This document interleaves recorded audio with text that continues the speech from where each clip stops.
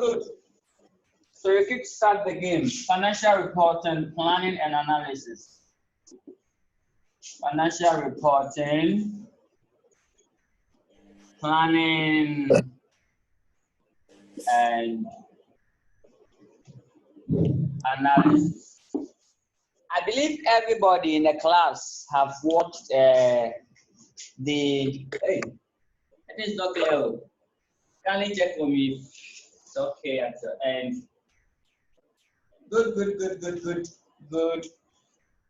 So we will go straight to the exam focus. Then we will start the game, the financial reporting. Now, with the financial reporting, all what you need to do is get yourself some trial questions, go through them, and then your safety is assured. Okay. So before I start the main program, I will give you an exam technique. Good. The exam technique, what you should do.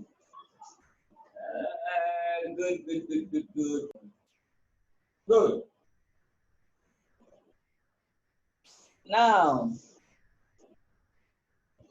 good.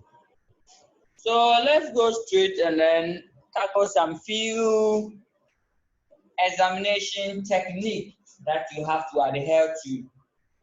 In fact, this is for those who want to pass the paper. Good.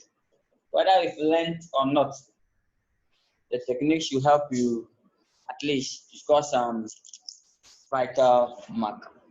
So this is the structure. And I believe you've gone to the structure section and you've abused yourself on it.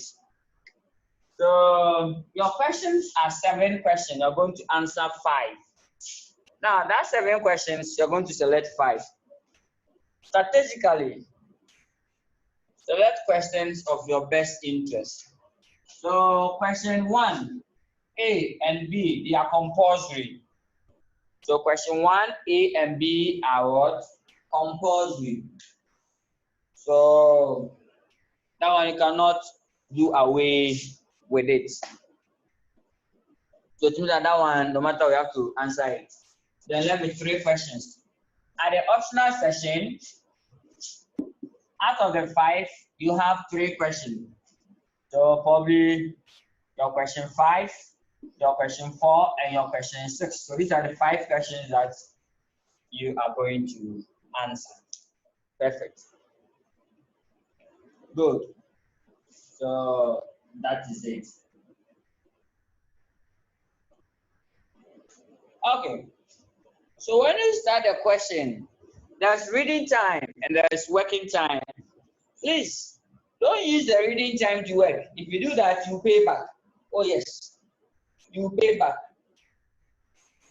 Good. So what you have to do is read all the requirements and select your questions. In exams, try.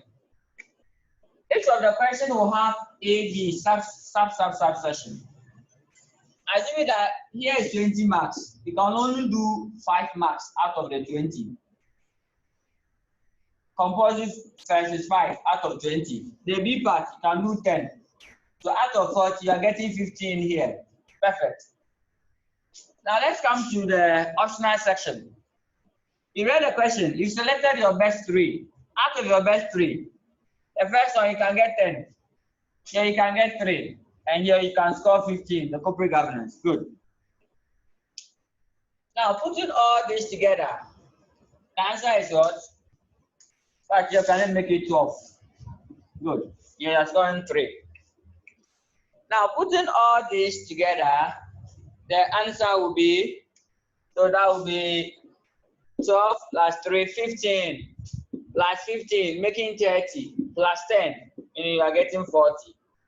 If we get from 40 up to 50, then there's danger. So quickly, but it's very good for you to know that there's danger ahead of you than stay unknowing. Good. So what do you have to do? So within few minutes, try as much as possible to just go straight and tackle that 5 marks, that 10 marks, leave the rest. Leave enough space. So assuming that for question A, I can do the I. For question 1A, I can do the first part. So I'll do it here. I'll leave enough space for the second one because I cannot do the second one. Leave enough space for the remaining ones so that when you come back, you come and then fill the potholes. Perfect. Now, so use like 2 hours to now secure the 40 marks. After securing that 40 marks, then the remaining hour left, what do? You are now going to hunt for marks. Hunting for marks. In fact, these techniques works better if you have not learned anything. And now that you are learning, that one there, it is what? Apex. Good. Now, and you come back, after getting the 40, you come back. Please don't overscore yourself because you overscore yourself there. Danger. Then you come back. When you come back, after you score the 40, then you come to hunt for marks. We call it hunting for marks. Good. So the potholes that you left, you solve it, there is a potholes. You are come to fill the potholes. You have to fill what? The potholes.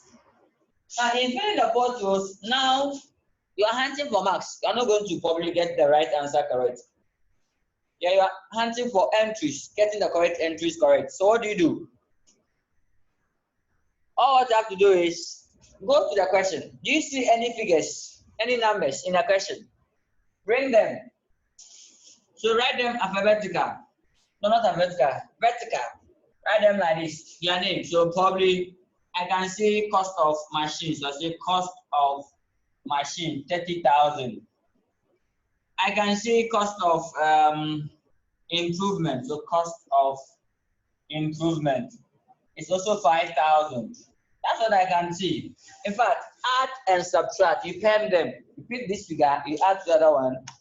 Pick this figure, you subtract from the other one, and then you are going through. So that will be the technique. So you come back and come and hand from up. Please, if you start the question and realize that you cannot solve it, please don't stay on that question. Move on, because there are better questions ahead of you that you can probably solve it. If one note is worrying you, move on. I'm sure the pass mark is what? The pass mark is 50 plus 1. Good. So that is it.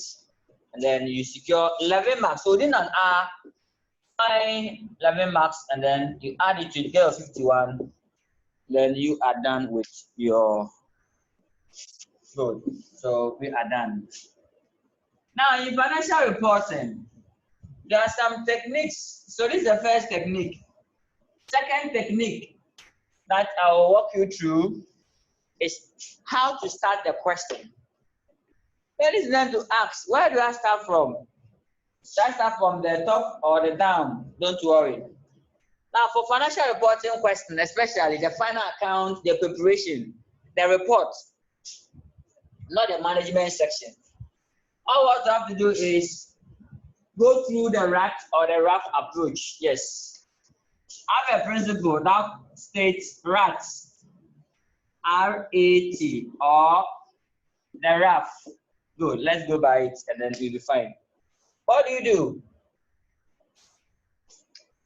R means the requirement. Requirement. Let me start from here. Kindly read the requirement first. Yes. Why do I say that?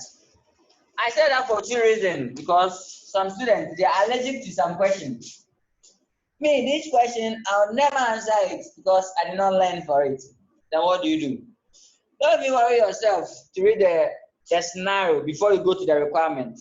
So before you start the scenario, you know the requirement and know what you're looking for. And it fits within your interest before you start solving the question. Other than that, you will start, oh, this is not the question I want to answer. Let me move on to the one, what I want. To probably waste time for you. So that's the the requirement. So to avoid what? Wasting of time. Two, another reason why you should read the requirement first. It will stimulate your appetite to solve that question. Assuming that you read the question say, calculate the break-even point in units and in value. Automatically, all your mind will go to the break-even. How do I get break-even? So I need my fixed cost, I need my contribution. I am done. Perfect. So that is the main reason why Fred is saying that I can't read the requirement first so that your cells will be activated towards the question. I don't like your motivation level to solve the question will be increased. But if you don't read the question, you start a scenario. In fact, some of the scenario, when you start, it may not tell you what you want until you go to the requirement. So kindly do that. Okay. So that is it. Now, so that's the requirement. Now let's go to the additional information, the footnote. Very vital, the footnote, additional information. Yeah, you have to read all the footnotes, all, not the one that you like, and leave the remaining one, all. Now you read it 2 times. You read it 2 times. Good. So you read it 2 solid times. Now when you're reading this 2 times, now the first one you have to be fast. You're identifying 2 items. What items are identified? Area that it will affect, and then the impact. You are done. Okay, it will affect cost of sales. It will affect operating costs. So the area that will affect. Good. And then the impact. Will it increase the cost of sales? Will I add cost of sales? I will subtract. Then you are done. Please, here I put a strong warning. Yes, I'll bring the entire principle out. Yeah, I give a strong warning that please, no figure should enter your solution without going through all the footnotes. Because the figure that you thought it will be free, actually, in actual sense, it's not free. There's a note attached to it. So kindly familiarize yourself with the note. Even if you know that this note will affect cost of sales, and you're not going to do it, I think it's a bit okay. Good. So, and you have to be fast. So we are done with the additional information. It's very important. Very, very important. Area, impact. Area, as soon as you know the impact, that's the accounting treatment. Where should I add, where should I subtract? Then you are done. Then you go to the trial balance. That's the T or F. If it is T, it is what? Trial balance. If it is T, it is trial balance. But if it is F, that's the financial statement. Good. So that is it.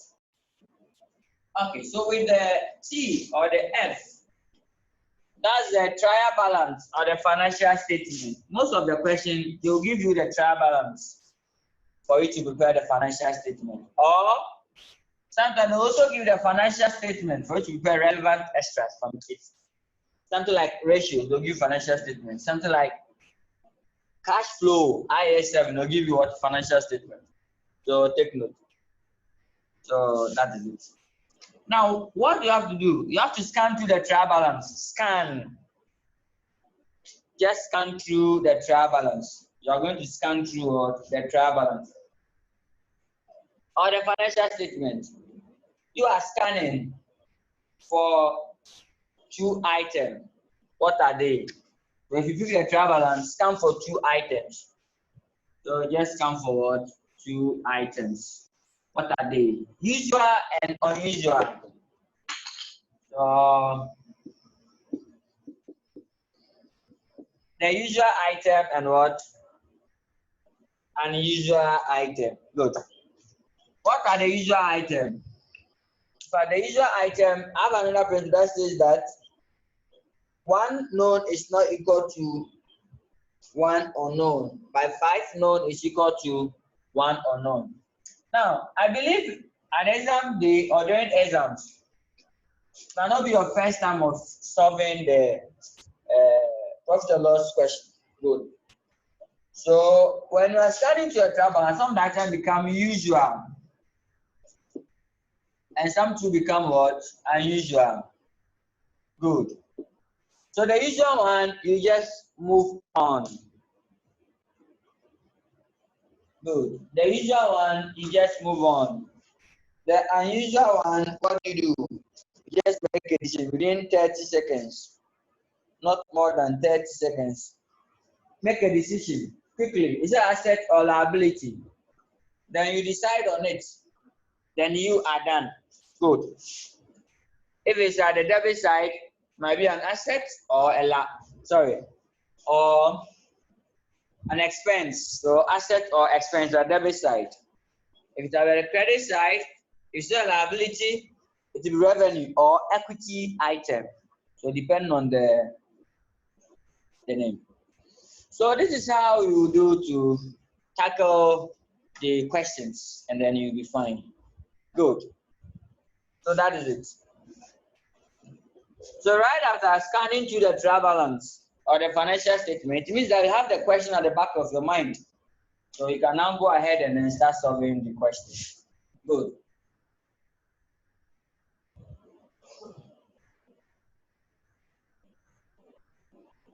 Okay, so I'll disconnect the waiting time. Okay, so let me disconnect the waiting time. Good. Now, yes, the network issue. Okay, now let's continue. So we are done. Now we will pick our final account, the compulsory section. So we start with the compulsory section tonight, and we'll try to see if we can clear the final account, the preparation and presentation of the financial statement tonight. That'll be the agenda for today. Then after that, the subsequent one will look at the anyone. Okay.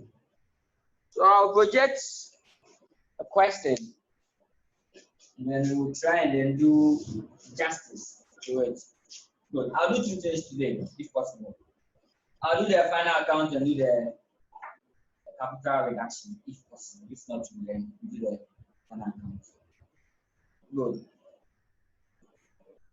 Now, there was a question on the screen. This is We Are Done Limited. That's the name of the company. We Are Done. Now let's go to the requirements. Required. I hope everyone can see that. Required.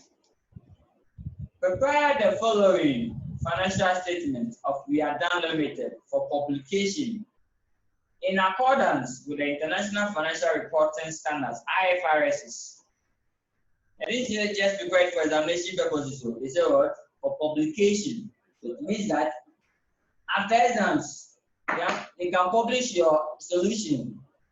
Yes, if possible. Yes, yeah, your solution.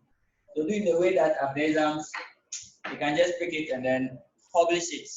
And then for public consumption. Good. So basically, that is it. Now, the statements are statements of profit or loss and other comprehensive income. So that's the comprehensive income. So as long as you read the requirements, start minding yourself. Okay, where do I start from? It's not sales. Cost of sales through to the profit for the year. Then you are done. Then you move on to statement of the financial position. Answer that it. And then D, show all. Hey, I think I've jumped one. Good. The B part is the statement of changes in equity as effect on equity. And the statement of what? Financial position as at 31st December 2019. And then clearly show all your workings. Good. So now let's see how best we can do. So now we are done with the requirements. Now let's go to the footnote and start. Sometimes the footnote must start from the top of it. But for final account, the top of it, don't normally place any vital notes there. So the top one says that the following trial balance of the following is the trial balance of the other year. After the spread is in 2019. Good. Now let's see. Additional information. Additional information. Note 1. Note 1 says that on 31st March 2019, the company made a bonus issue from retained earnings. Yes, most bonus issues are made from retained earnings or the general reserve of 1 new share. 1 new share for every 4 shares in issue. That's 1 for 4. At 10 Ghana cedis each. This transaction is yet to be recorded in the books. The company paid a final dividend of 2.4 Ghana cedis per share on 30th June 2019. This has not been recorded. Now, before I explain this, and before you jot it down, which item will be affected? Always locate the item. Will it affect cost of sale? It will affect capital, to affect this, or share capital, ordinary share. So you make the decision. But before I go to that, let's go to the board. Let's go to the board. Now let's go to the board. Go. Now let's go to the board.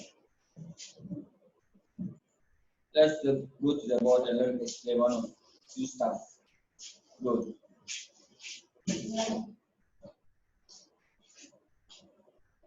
Okay. Now, anytime you read a question and then it's quoted 31st December 2019, right? Good. Something like this. 2019. 31st December 2019. Then that's the end of the reporting year. So you have to know the beginning. So that year, that's the normal one. That's the 1st January 2019. However, if you give it a struggling years, like 31st March 2019, where would the financial statement start from? The very next day, but of last year. Good. 1st of April 2018 runs there. Why do you have to do this? Please, you have to do this because you are reporting in between this period. From this day up to this day. So transactions occur between this must be what? Present in your income statement. Please, it's very vital. Now in exams, we normally communicate to the student with what? Examiner communicate to student using dates. Date can change the solution. Date can change the answer. So pay maximum attention to dates. Yes, and then when the date change, move with it. Note. So I'll go back to the question again. Good. So going back to the question. First, on 31st March 2019, they made a bonus issue. Bonus issue are shares that they issue for free. It's also called deemed dividend. The shareholders have to pay dividends. Sorry, the company have to pay dividends to the shareholders. But sometimes their capacity, they don't have funds. They can only declare, but they cannot pay. Or they cannot even declare because there's no their capacity. So instead of that, they issue shares for free. So that is it. Now the issue is on the 31st March. So what do? First of all, you get a number of shares. And the examiner said that this transaction is yet to be recorded. So what do? You have to record it. How to record it? The issue bonus share. So 2 entries. Tell me the affected area and then the impact. You are done. Now it's 1 for 4. 1 for 4. Normally bonus and right issue are for existing shareholders. So you say 1 for 4. So every 4 existing shares. Every 4 existing shares. Every 4 existing shares come forth 1 new for free. So the question is, how many shares will come in by way of bonus? And then we find the value of it when we are done. So let's see how we calculate the value. So what are the number of shares? The number of shares that the company have. So let's go to the question and pick the number of shares. Then we are done. So in the trial balance, you can see that the company is having 500,000 ordinary shares. Out of this, and they made a 1 for 4 bonus shares. So always kindly check the number of shares. Sometimes they'll not give you the number of shares. Yes, like the question number 2. Then they'll give you the share price for you to, that's the par value of the shares or the face value of the shares. For you to divide and get the number of ordinary shares in issue, so that you can calculate the bonus. Or they have to give us the number of shares straight for without troubling us at all. Good. So now let's see. So if they have 500,000 ordinary shares, how many shares will come in for free? You can perform the calculation for me. How many shares will come in for free? They have what? If they have 500,000 ordinary shares and you are giving 1 new for every, so what you do is the new must come on top, divided by the existing shares times the total shares that they have in issue. So here to be the existing shares of 4 for 1 new. So to be 1 out of 4 times the 500,000. So how many shares? 125,000. If you do the calculation, that's 25% of 500. Yes, so that's 125,000. Good. Then that's the number of shares came in by way of bonus. Then you value it by the fair value at that date. Please, bonus shares are for free, but that does not mean that we should not value it. We have to value the bonus share. At what value? It should be the fair value at the date of At the date of issue. At the date of issue. Good. But here the examiners inform us that it's 10 Ghana cedis. The share price is 10 Ghana cedis. So times 10 cedis. And that will give us. Now let's raise 3 zeros. If you raise 3 zeros, you get something like. If you raise 3 zeros. Wow. Sorry, that side is not coming. Okay. Good.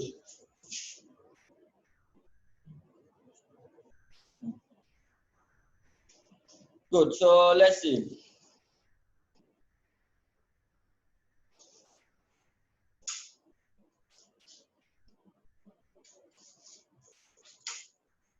Perfect. Good. So to be 1,250, right? You should raise 3 zeros. If we should raise 3 zeros. If we should raise 3 zeros. So this is how it will be if you should raise 3 zeros. Good. Okay. So that is it. So now we know. What will be the impact? They've not recorded it. Now bonus shares or deemed dividend. The entries, if they've not recorded it, you add. So you add it to your ordinary share capital. So add it to ordinary share capital. So the treatment, add to the ordinary share capital. Then who finances? The company now finances. So what do? You again subtract it from the retained earnings. In fact, they even inform us. Why they say that? Because there's a general reserve in the question. $200. Other than that, anywhere you place it, you are correct. It can also be moved from the general reserve. So subtract it from the retained earnings, and then you are done. So that's that note. 2 treatments are done. Now that note was a pregnant note because sub ones. So let's go and take that one, and then one of you do it for me. Good. Okay. Now let's go to the second aspect of the entries that I have to be showing is.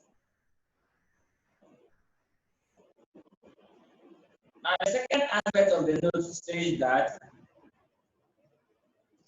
the company paid a final dividend of what? 2.4 million. It's not million, 2.4 per share.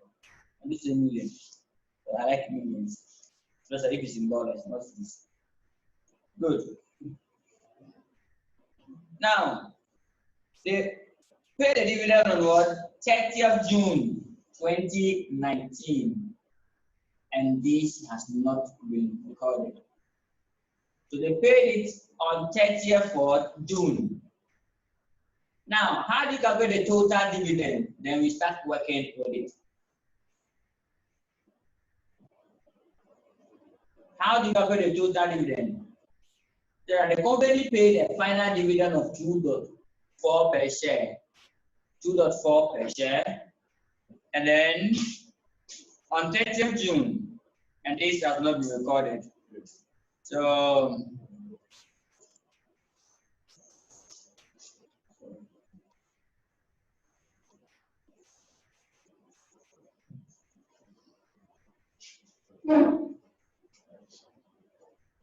good.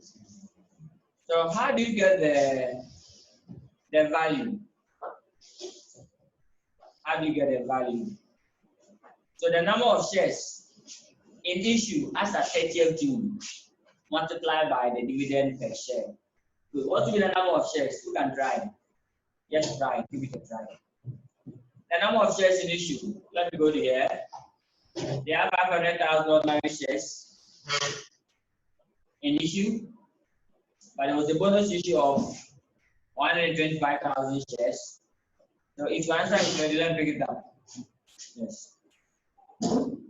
That's one way to change your participation. Okay, if your answer is ready, let me pick it up. Good. So that's it. If your answer is ready. Now, what do you think will be the total value of the dividend, the final dividend? How are you going to calculate it? So it will be the 2.4 times the number of shares at the date of June. So as of June, how many shares the company has? Okay, so the bonus issue, check when they issue the bonus issue. It was March. It means that the dividend was paid after the bonus issue. It means that the total number of shares will be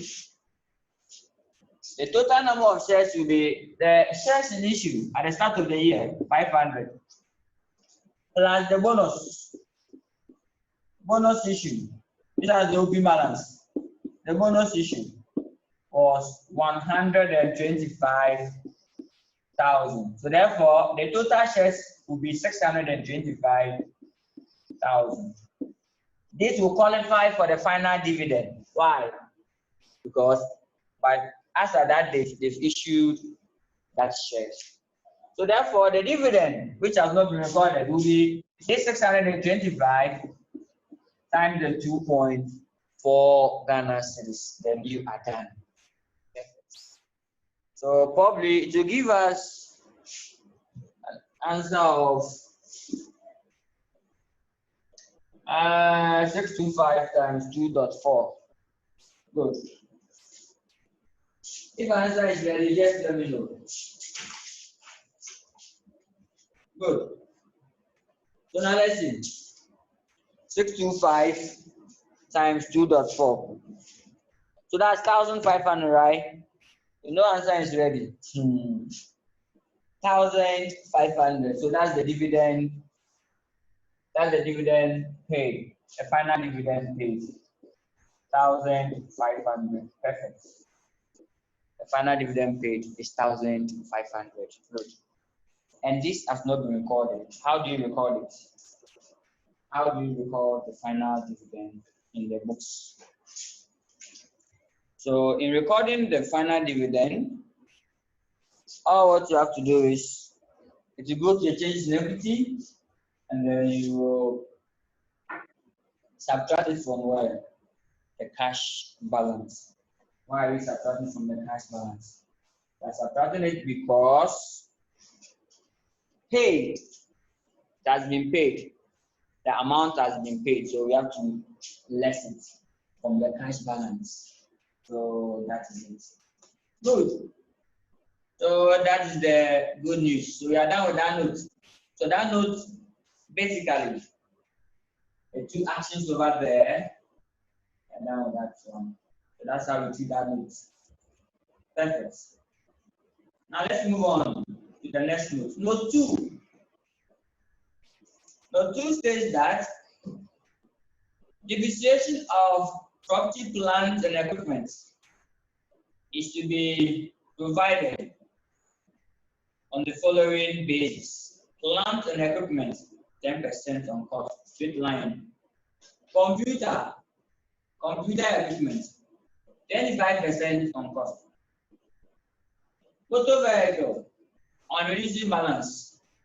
No depreciation has yet been charged on any non-current assets for the year ended 31st December 2019. Good. So we do the calculation. Good. Now note 3. So the note 2 is about depreciation, and we have to do the calculation. Good. Now let's go to note 3. The note 3 says that the company revalued its building at the end, as not just they mentioned, or they state that the company revalued its building at the end of each year. It means that in a trial balance, the building will not have accumulated depreciation. Yes. So that is it. At the end, let's say at the end. Good. At 31st December 2019, the fair value to be incorporated in the financial statement is 5.9 million. So that's the fair value at the reporting date. So therefore, we have to calculate the revaluation gain or loss, and then we treat it. If it's a gain, you add it to OCI. If it's a loss, goes to the operating expenses, then you are done. So that is it. That's that note. And then if valuation is being performed at the end, depreciation must be based on what?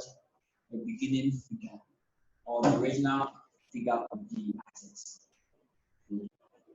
So note 3 is gone. How do you calculate depreciation on this building? Now I do that depreciation based on the value which is in the trial balance. So let's go to the trial balance. So the trial balance is here.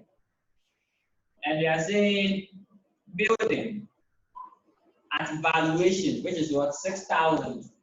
So as at the beginning of the year, which means last year, end of last year, the valuation that they did, that's the figure that I got it for here, which is 6,000. That's why I don't have any depreciation there, because right after valuation, all accumulated depreciation must be what? Cancelled, or recouped, or absorbed, or recovered, or released. Good. Now, so the depreciation must be based on like 6,000. So you pick the 6,000 and then you divide it by number of years remaining. Good. Give a number of years remaining. So that is it. Good. So now let's move on.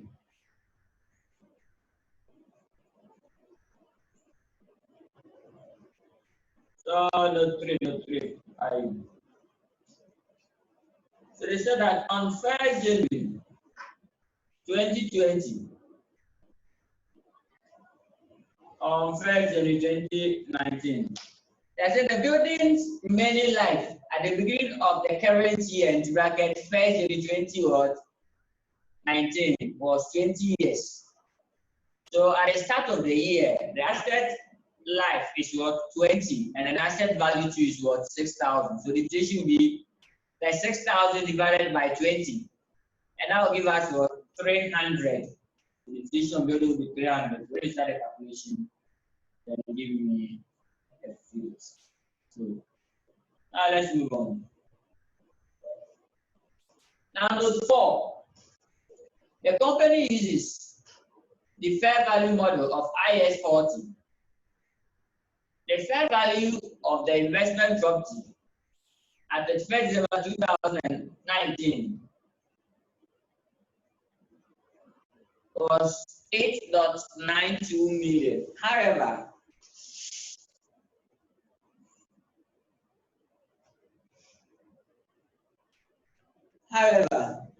a rental income of 0.3 million on an investment property. Please, you cannot edit it there. You put a further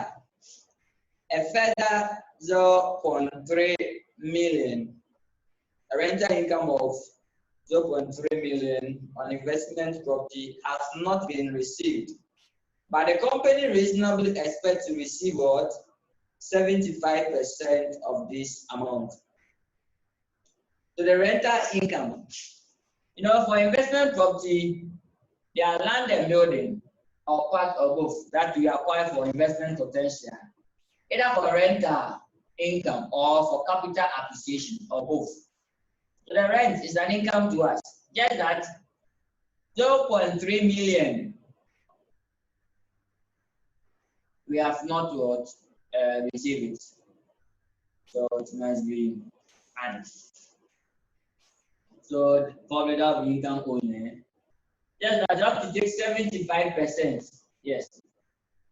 You don't expect to receive 100%, only 75. So you calculate 75% of it. Then you bring it in. Good. So 75% of the 3, that gives us 225. That's 225,000. And then you key it in.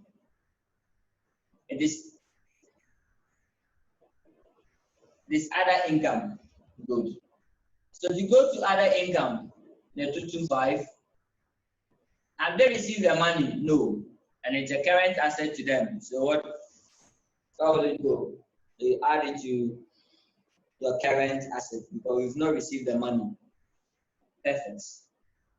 Then you compare the fair value at the end of the reporting period, which is 8.92, to that of the fair value at the beginning of the period. The fair value at the beginning of the period is what? Let's go to the trial balance to get the fair value of the investment property. So there's investment property here.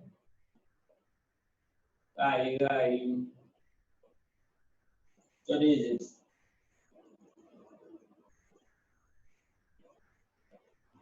Good. So the open balance of the investment property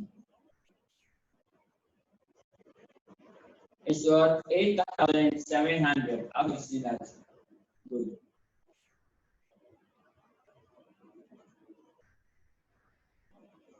8,700. Good. So you compare it with the closing balance, which is 8.92, so 8,920. So now there will be a gain of 220, which must go to other income. So that note 4, all of the items will go to other income. And you are done.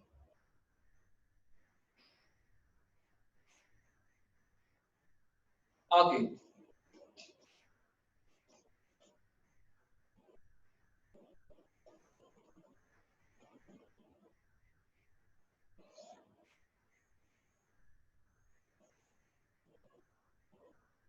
Now when you go to the financial position, The fair value of 8.92, fair value of 8.92 million will be recorded at what? Recorded in the financial position as well, the fair value. So that's it. Okay. Now let's see.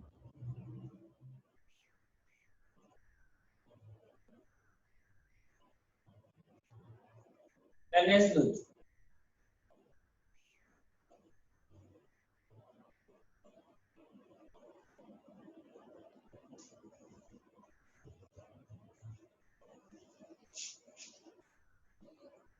One of the customers of the company who owes what 1.2 million has recently been declared what bankrupt due to trading difficulties. This has not been recorded. Why? Are you trying the extract again? So that's it. Okay. Now this one is a bad debt after the bad debt in the footnote, not the. So it means that we have to write it off. So 1,200 must be written off. How do you write the debt off? Good. First of all, subtract it from the receivable figure, and then that's on the financial position.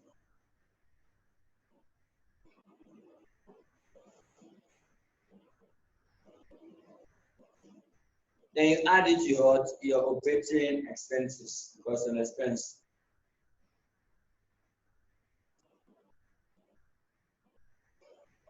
Bad debt is an operating cost. Good. So that is it.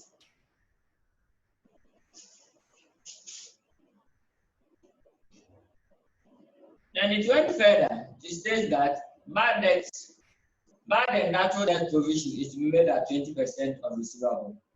So you find the figure after you subtract the bad debt written off. So let's see. That figure will be 9,200. So the bad debt figure is what? 9,200. Good. Then you less the 1,200, so you get what? 800. Whatever remains, then you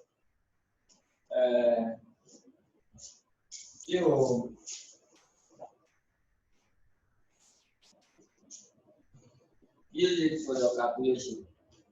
In fact, after subtracting, the answer that you get will be the original bad debt figure. Yes. Sorry, original bad debt figure. And then that's what they want you to do most of the calculation. Good. So, and then you make your provision. Just that all provisions to be made on the debtors, net of what bad debt. If there's any debt, you have to subtract it first before you make the provision. So that is it. So, good. Note 6. During the year,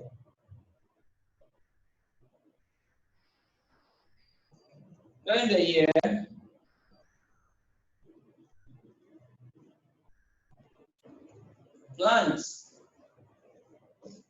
During the year, plants acquired in 2015 at a cost of 2 million were sold for 1.9 million, and this has not been recorded. Wow. So we record this as nominal, and this has not been what? Recorded. The policy of the company is to charge full year depreciation and none in a year of what? Disposal. I hope you get that. So a full year depreciation, charge in a full year, or to charge a full year depreciation in the year of purchase and none in the year of disposal. So that is it. Now let's move on to the next note.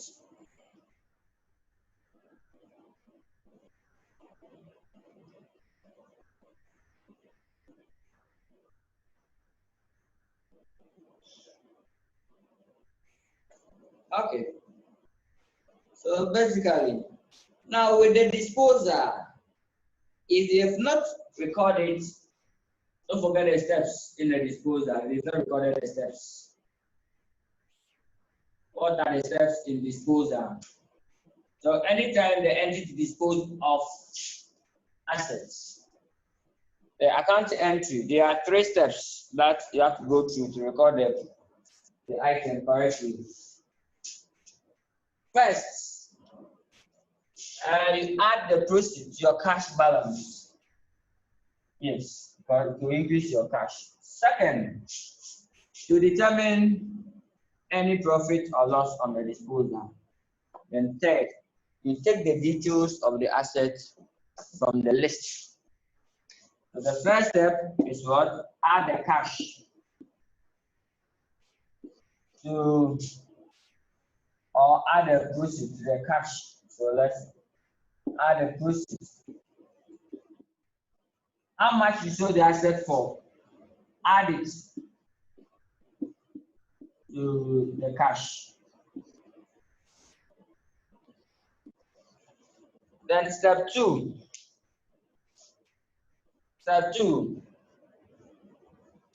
calculate the profit or loss on disposal. Profit or loss on disposal. That is step 2. Good. So the formula is equal to the proceeds.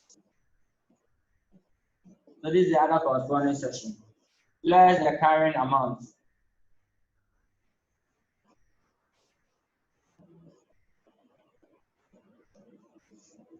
Good. So that is it. Less the carrying amount. So you are done. Good. Yes. So we are saying that to calculate the profit or loss on disposal, the proceeds less the carrying amount to get a profit. If it's a profit, add it to the other income. If it is a loss, add it to your operating cost. Yes. And then lastly, I normally call it remover. Yes. Here, it means that remove all the details of the disposed assets from the list. Then you are done. Why do I say that?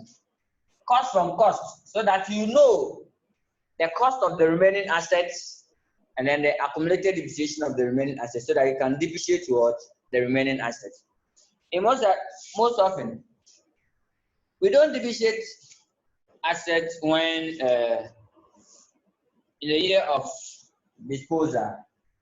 So if that's your policy, then it means that you have to remove the details of the disposed assets. This is about to happen. Assume that you have 25 vehicles and you decided to sell probably 5. So let me do 20. It means that take all the details of the 5 from your books so that you left with only the 20. Good.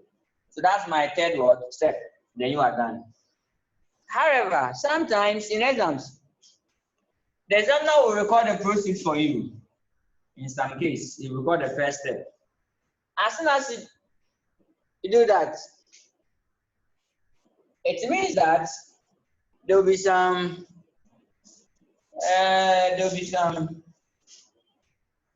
error there, and they will ask you to correct it. Why? You're supposed to do it, but he's doing it for you. Good. If you want to record, sometimes the proceeds will be recorded in the trial balance. Yes. They check the trial balance, the proceeds is there. If it's not there, and they'll give it to you in a footnote. Then you are done. Perfect. Okay. So that is it. Yeah, now this question, you have to calculate the carrying amount yourself. The carrying amount of the asset wasn't given. How do you calculate the carrying amount? Is the cost less the accumulated depreciation. Good. So I think there's a question here for us. Okay.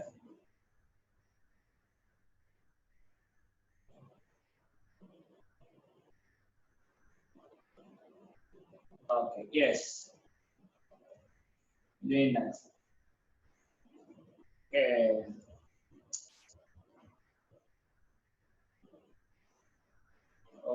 Okay, that's fine.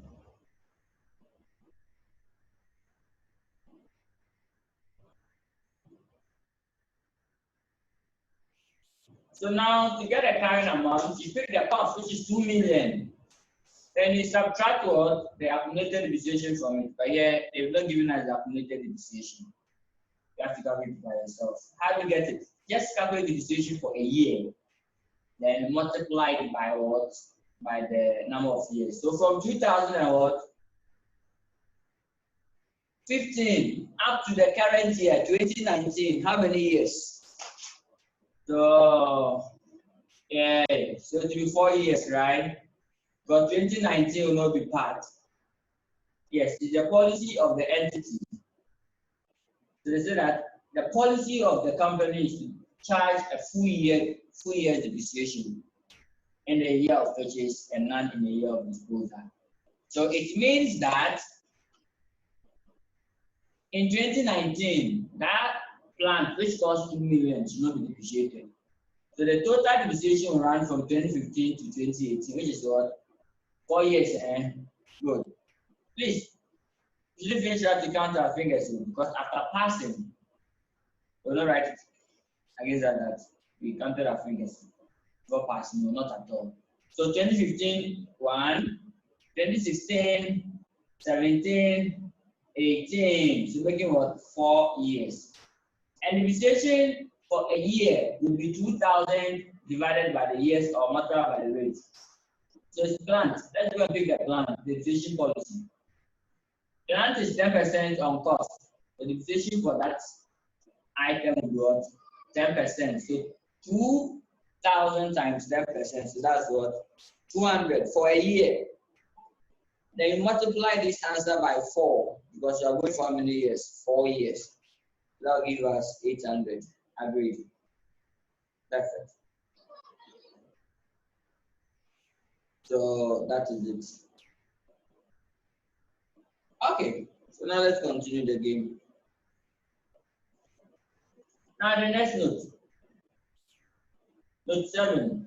That's a corporate tax. It's about taxation. Very topical issue.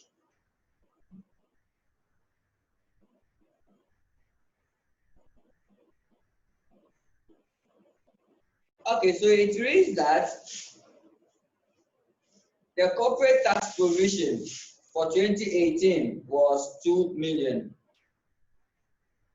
Now, before I continue with this, as soon as you go to the tax, just look for 3 items from the question. You are done. So in tax, only 3 items, then you are done. What are they? The CUD. Perfect. The CUD. So what do you do? CU. Oh, and then the D. The C is the current year tax or the corporate tax provision for the year estimated on the profit. So because this one current year tax provision, or it's also called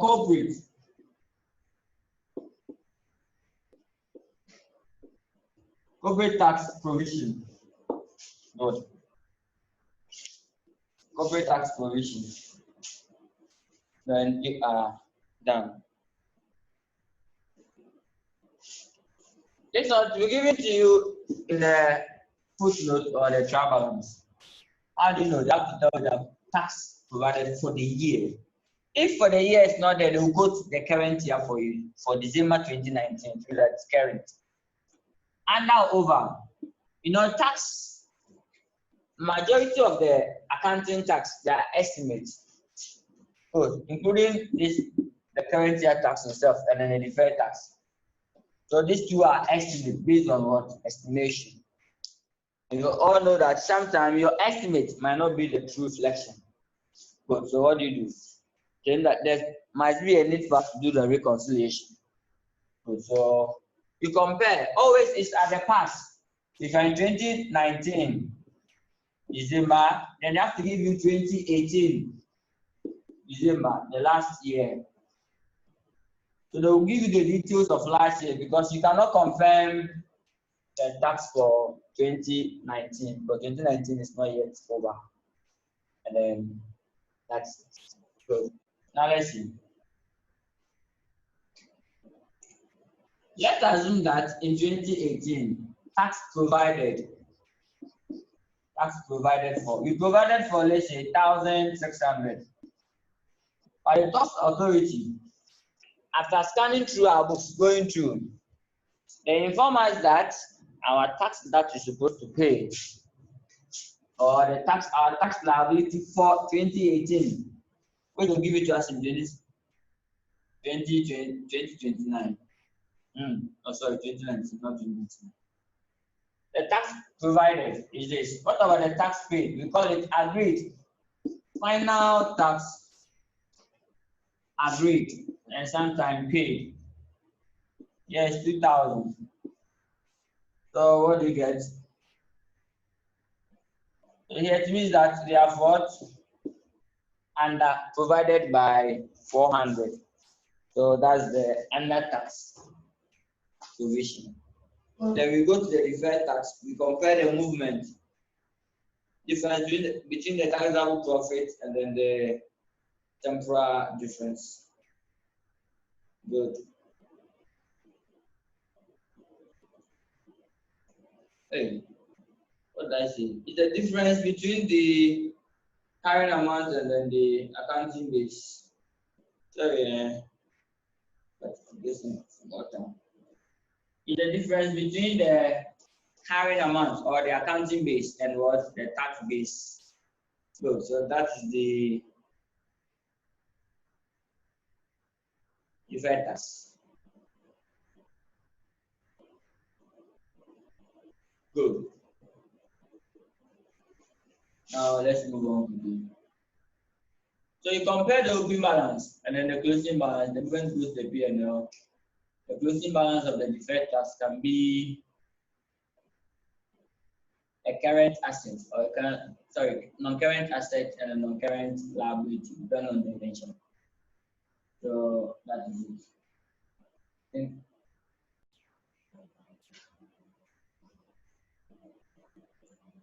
So we have to compare the difference between the opening balance of the deferred tax and closing balance. The opening balance will be on the trial balance. So let's do it. Okay. Deferred tax, yes, it's which is what 2,300. So that's the deferred tax. Perfect.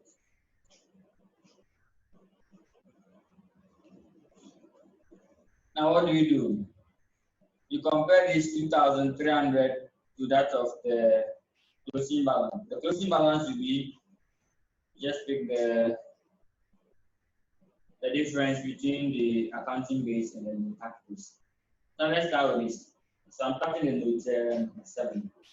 The corporate tax for the 2018 was, now we are reporting for December 2019. So they are giving us last year tax. So it's for under or over. So just look for the tax provided and then look for the final tax. So you know the under or over tax provision. Good. So that's it. Let's continue. The corporate tax provision for 2018 was 2 million, but an amount of 2.5 million has now been agreed as the final assessment for tax for 2018 tax liability and paid in full during what? During the year, shown in the trial balance above. Corporate tax provision for 2019 is 4 million. The accounting base of some assets are 10 million, whilst their tax base is what? 4 million. So first of all, you compare the 2 million, the tax provided for last year to that of last year's final tax, which was confirmed today or the current year. That would be under. So they have what? Under provided. They have under provided. So they didn't provide more. They provided lesser than what they're supposed to provide. So what do we do?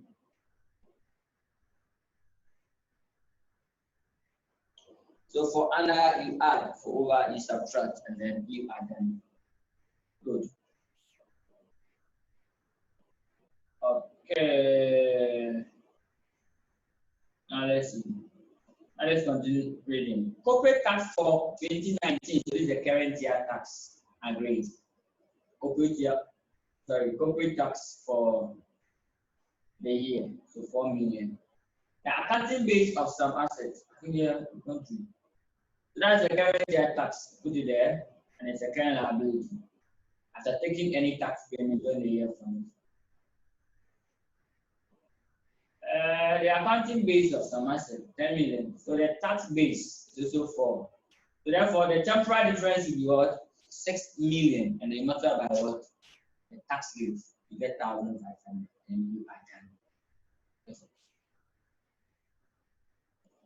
Now, the last note state that the net realizable value of the stocks or the inventory as at the 31st December 2019 is 3.5 million. What do you do? Inventory.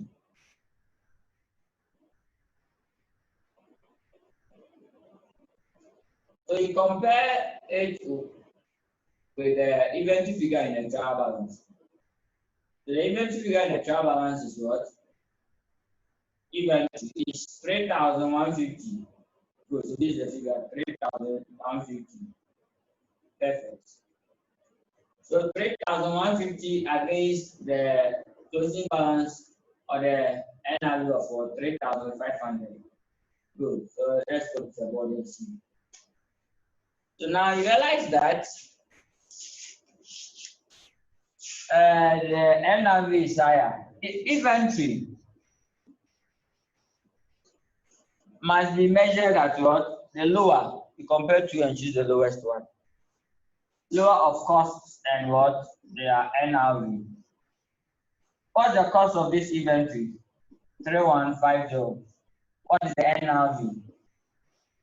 3,500. Which one is lower here? Is the cost. So you choose the cost. Good. That's all. Now, which of these two items have been recorded on a trial balance? They've recorded this because the cost is on a trial balance. They've recorded it. So now the cost is good. Is the right one. They've recorded the right one. But here, if the NRV happens to be the lowest one, now you have to do the write-up. So here we do this. And then you do nothing. No entry should be made. Why? Because the cost is lower, and the cost is what they have used to do their calculation. So no entry will be what made in the books. So that's it. So now we are done scanning to the footnotes. Now that we know the issues, we are about 45% okay about the question. Good. Now let's go to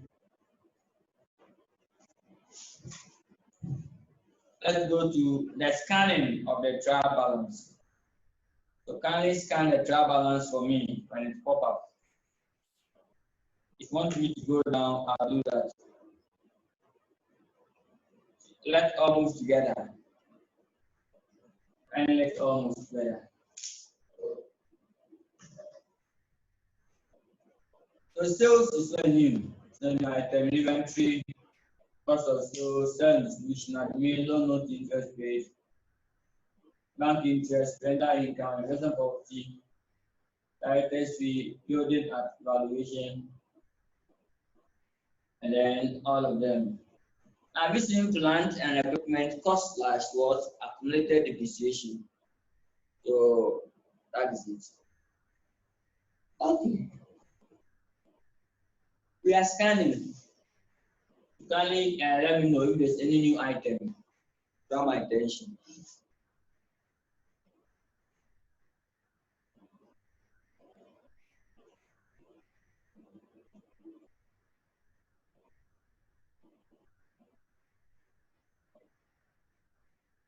Okay.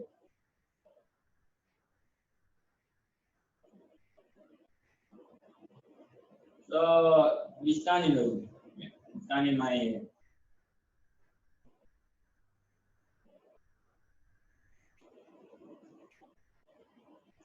so that done. So now let's go straight and then we'll answer the question. You'll be doing most of the writing for me.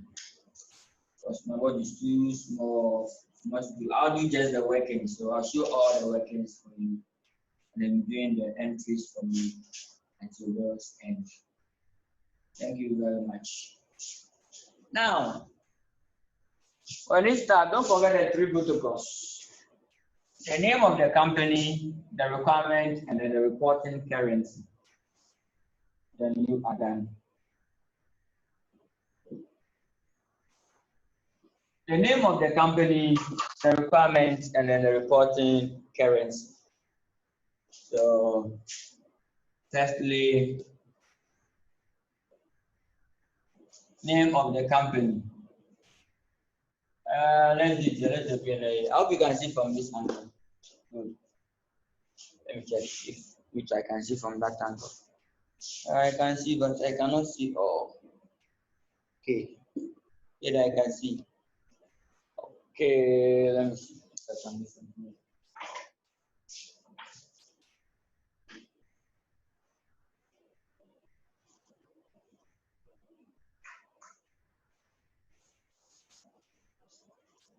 Okay. So let's set a tone for the solution or the requirement.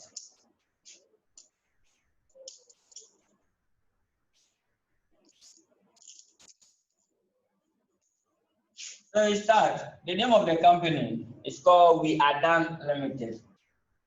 We are done. So we are done limited. We are done limited. Good. So that's the name of the company. We are done limited. So we start the requirement statement. They will call it comprehensive income. Just like here, they do not call it comprehensive income. But let's keep it short. Please copy what you see in the question. Whatever is not please don't copy. You have to copy what you see in the question. So let's go and copy what the examiner informed you. Perfect. Okay. Now in the question, the examiner said that the first statement of what profit or loss and other comprehensive income for the year. So that's also copy like that. Some of them will tell you to prepare their comprehensive income. So how they state it, that's the same way you have to also state it. And then you are done. Good. So that's it. Okay. So you are going to state it. I believe that section you can see because yeah.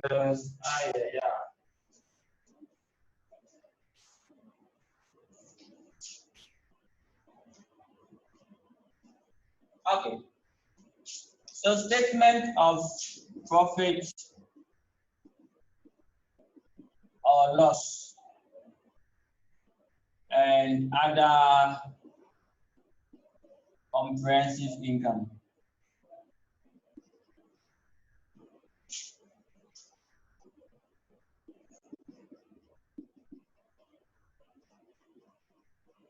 Income for the year. The heading is very long. For the year.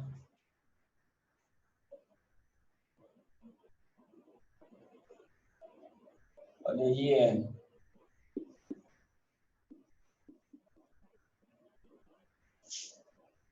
ended 31st December 2019. Good. So that is it. Okay. Wow, I cannot see you. Okay, I cannot see. Okay, I think it's fine.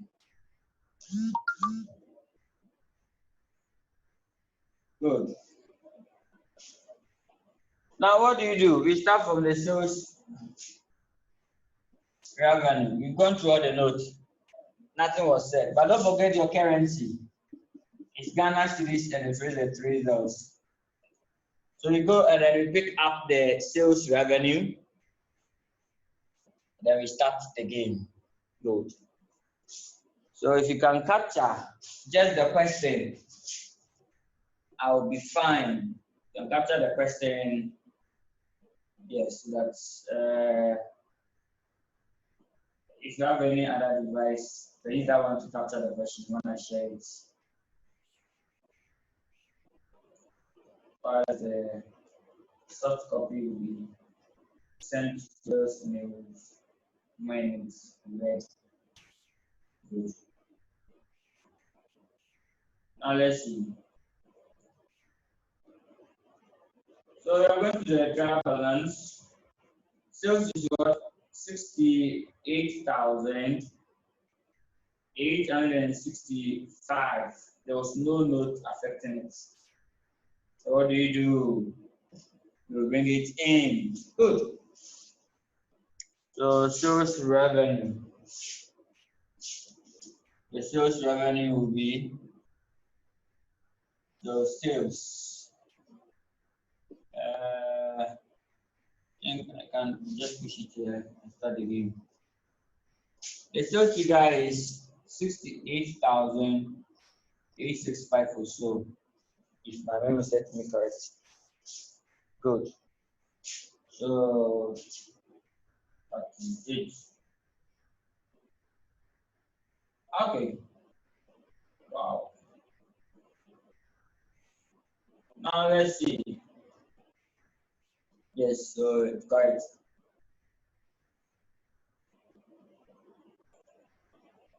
Then from here, where do you go to?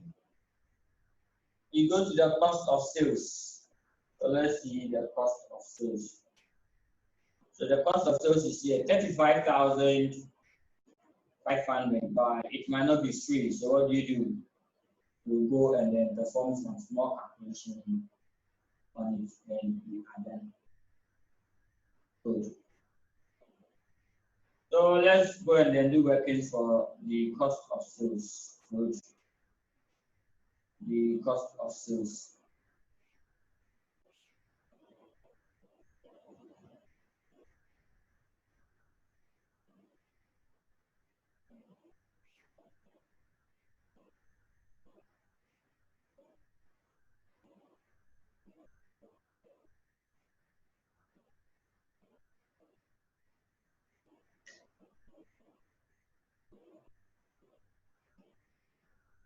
Good. So if you have not taken the cost of sales figure on the travel, which is 35,500 on travel balance. So when you pick the cost of sales figure on the travel balance, 35,500.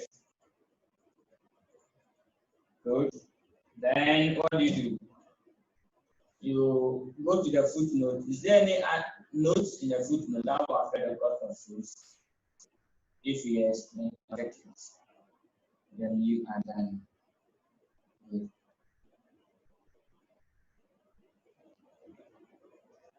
So 35,500 reference. So let's go and then jot it down. So workings. So we are starting the workings here. So workings 1. Nicely. 1 is on cost of sales. So cost of what? Sales. Is on cost of sales. Then what do? with cost of sales, you write your currency. You say per the trial balance, because the cost of sales in the trial balance. So per trial balance, the cost of sales figure is 35,500. Agreed. Then ask yourself, what are the items that will affect the cost of sales, both in the footnotes and then in the what's the name? In the footnotes and on the financial, sorry, the trial balance. Good. So first of all, inventory written down. But here there's no inventory written down. Instead, the inventory value appreciates rather. The value went up. So that one, you do nothing, you leave it. So this you are not going to subtract anything from the cost of sales because inventory didn't inform us you should measure it what at the higher, see at the lower. So that is it. Good. So now what do you do again?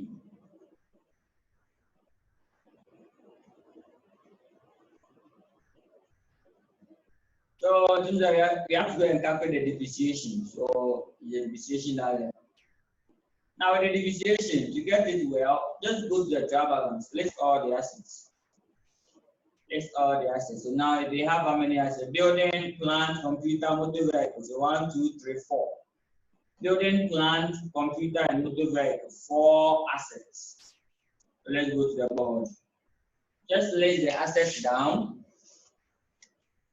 So the assets will be, so list them down. Then you are almost through. Good. So it was building,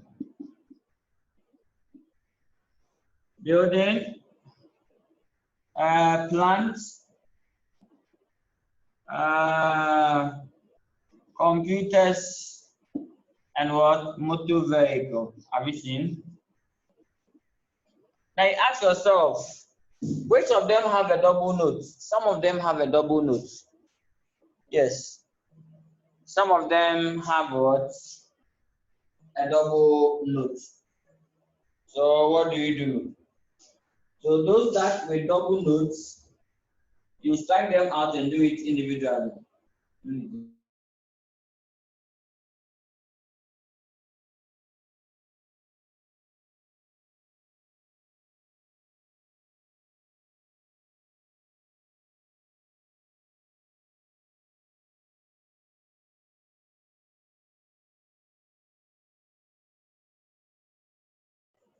Good. So to be on the safer side, out of these four assets, now for depreciation, some of the assets they have other notes, so their depreciation might not be free.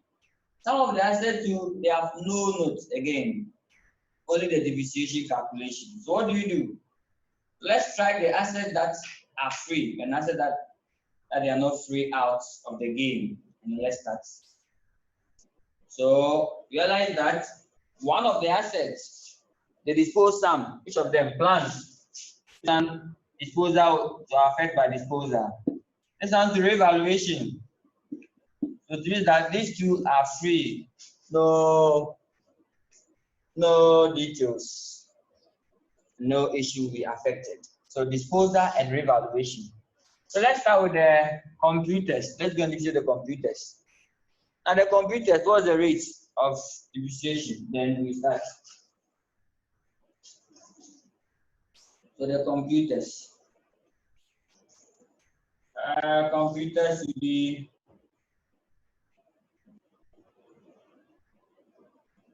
computer equipment is 25% on cost. So 25% on what? On cost load. So the cost is what? Computer. What's the cost of the computers? The cost is what? 7,200. So 25% on 7,200 will be as a depreciation. So 25% of 7,200. So open my bracket. 25% times 7,200. Perfect. Sorry. Whatever answer I get, I'll put it there. I believe the answer will be 1,008 there. Kindly check for me 2008. So now let's see. 25% times 7,200. Good, it's 1,008. Perfect. Now let's see. How best we can continue. Now let's go to motor vehicle. And then we calculate it. So this is how you calculate the depreciation. For those two assets which have other issue, for that one, after getting the few ones, then come and tackle them. If you come and then you cannot do it, you just move on. You just move on. Perfect. Now let's see. So let's go to motor. Let's see how they calculate the depreciation on motor vehicle. Motor vehicles are at a rate of 20% on reducing balance method. For reducing balance method, it's what? Cost less the accumulated depreciation times what? The rate. That one depreciation is on carrying amount. Perfect. So how do you calculate this? So let's go and pick the cost, subtract accumulated depreciation from it, and then multiply by what? 20%. So that's the motor vehicle. So motor vehicle, the cost is 1,500, right? The cost is 1,500. But the accumulated depreciation is what? 400. So the depreciation will be the 1,005 less the 400, all divided by, all times the rate, the 20%. So you can also divide by 5. All times 20%. Then you are done. Let's go to the board. And that one will be, wow, the answer is in. I like that. So it will be for motor vehicle, 1,500 less the 400, all times 20%. And then I learned that one is 220, right? Perfect. So it's 220. Good. So now if you're able to calculate the easy one, if you can do this one, continue. If you cannot do it, you leave it. Examiner have to continue it for you, like giving you empty hands there. So that is it. Then you move on to the next question. You don't need to spend much time on the question. You go to for the first time, go and read it. If it's not straightforward, move on. After all, the target marks that are pegged against this is 10 marks out of 20. If you can score 10 for me here, I'll be fine. That's all. So now let's go and try and see. Now, plant, they dispose. So let's go to the disposer. So let's go and pay for the plant. In the disposer, they will tell you that we don't charge depreciation in the year of what? Purchase. Sorry, in the year of disposal, not the purchase. They will tell you that full year depreciation must be charged in the year of what? In the year of acquisition, and none in the year of what? Purchases. So it means that in the year that they dispose of the asset, there shouldn't be any depreciation on that particular asset. So it means that if you have assets and then the total cost, the pool is, let's say, 40,000, and during the year you sold, let's say, 15,000, good. So you take it off, and depreciation will be based on what? 25. So you depreciate the remaining assets. Perfect. So look at this one very careful. Any asset that they dispose of during the year, depreciation of that year must be based on what? The remaining assets. Take note. It must be based on remaining. So that's the only big deal about the disposal. So let's go to plant. They dispose of plant. So when you go, you pick the plant, get the cost of the entire plant, less the cost of the disposal from it, and get the cost of the remaining. And you calculate your depreciation. If depreciation happens to be on Reducing balance method. This one is on cost. You do accumulated depreciation to the same thing. Then you get the accumulated depreciation of the remaining. Then you net it off to charge the depreciation. Then you are done. Good. So that is it. Now let's see. So let's go and then pick up the plant before you come to the building. You realize that you can calculate the depreciation. So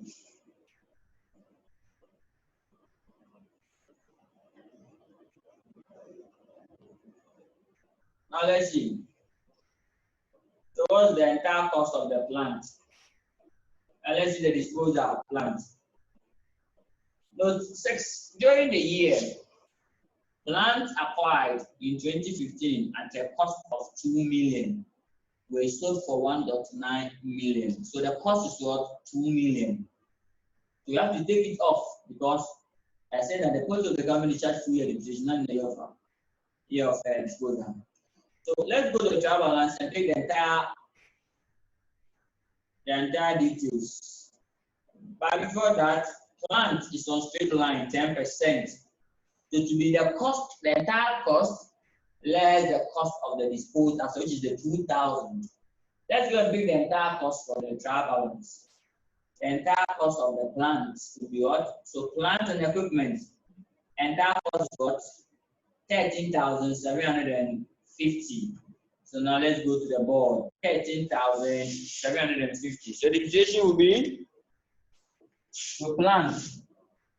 You pick it, the entire cost 13,750 less the cost of the disposed asset times 10%. That's the rate. How we get that? Good. So that one to give us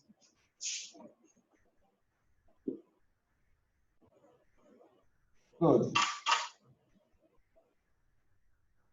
So 1375 less 2,000 times 10%. So give us 1175, man. I hope we get it. So that will give us 1175. Yes, it's clear here. I don't know why the camera is not capturing it. It's clear. I don't know why camera is not capturing it. It's clear. Okay. So let's see.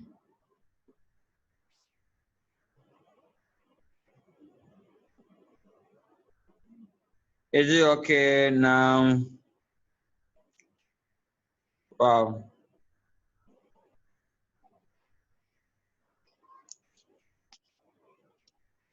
Okay, let me check if it's okay.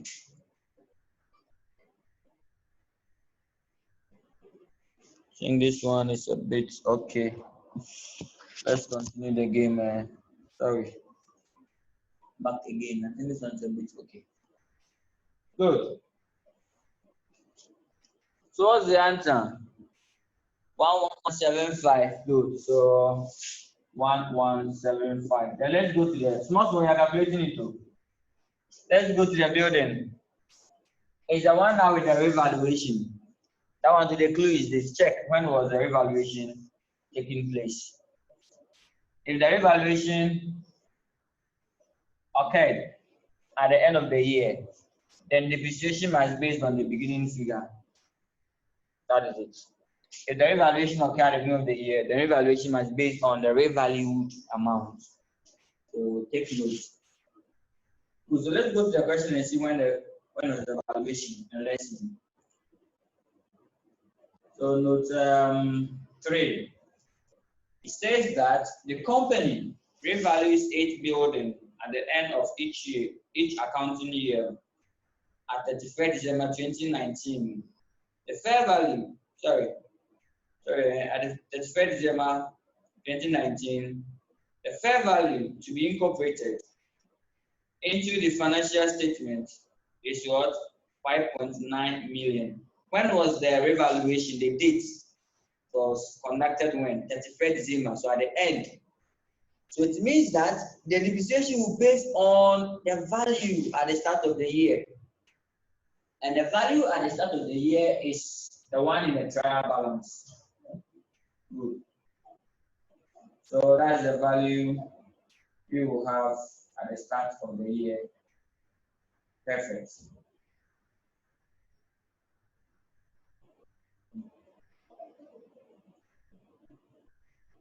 So now let's see.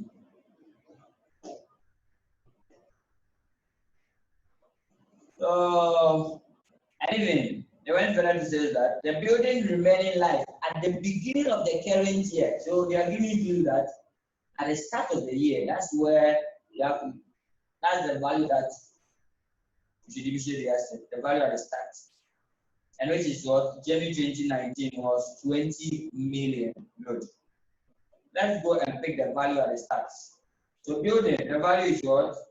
6,000. So therefore, depreciation will be 6,000 over 20. Then you are done. So 6,000 by 20. And that's the end of the game. So have you seen how we are doing it?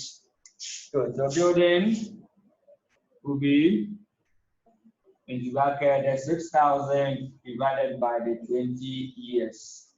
And that will give us 300. Perfect. So that's the end of the game. That's the end of the game. Then what do you do next? We are done with the cost of stores. So for cost of stores, in summary, all what you have to do is check the trial balance. Any items that will affect the cost of sales. 2, go to the footnotes. The remaining items are there. Then you are done.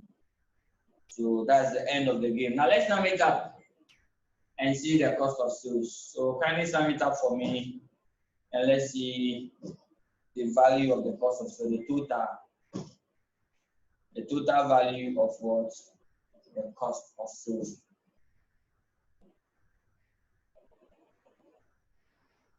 Good. So in summary, we will have 35,500. This figure is 500 though. Why is that the camera is looking this? Good. Sorry. Inside, it's still the same. Okay, so 38,995. Good. So let's go and put it down. Cost of sales. Workings number 1. We come here and write the cost of sales. Cost of sales. Into bracket, workings number what? 1. So it says 38,995. So make sure that you get the same answer. You take it off. So what is the gross profit? So for me, go to where? The gross profit.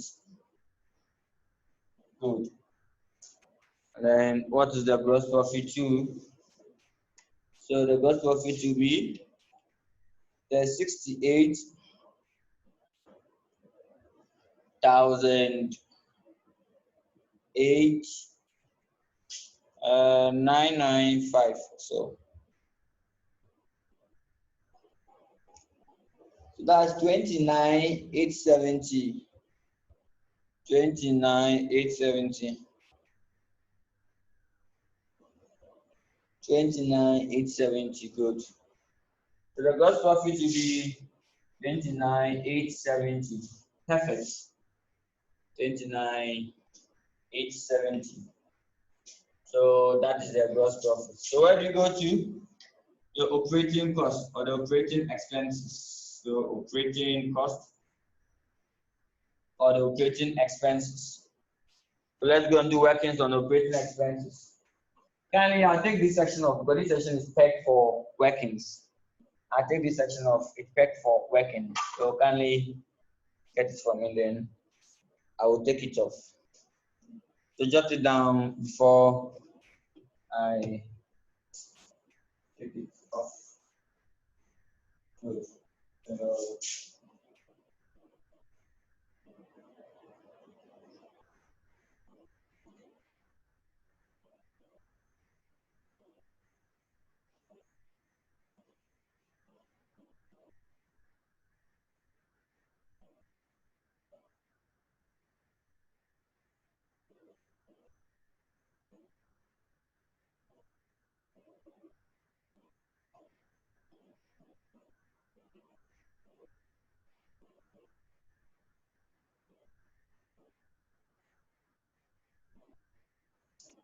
Okay. So let's do the operating cost here.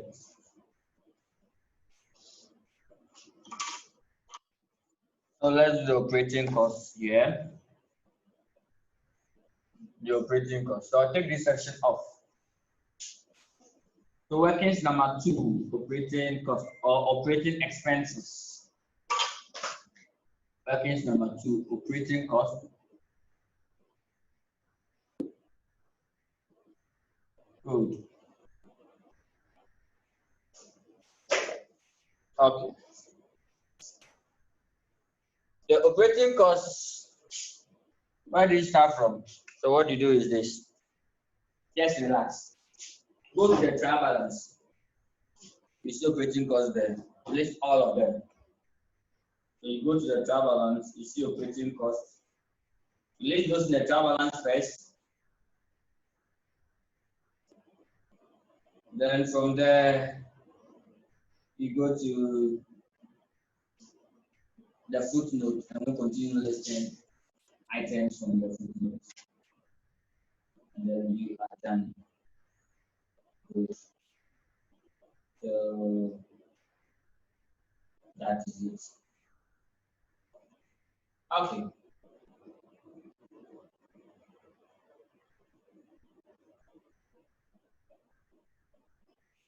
Now let's see.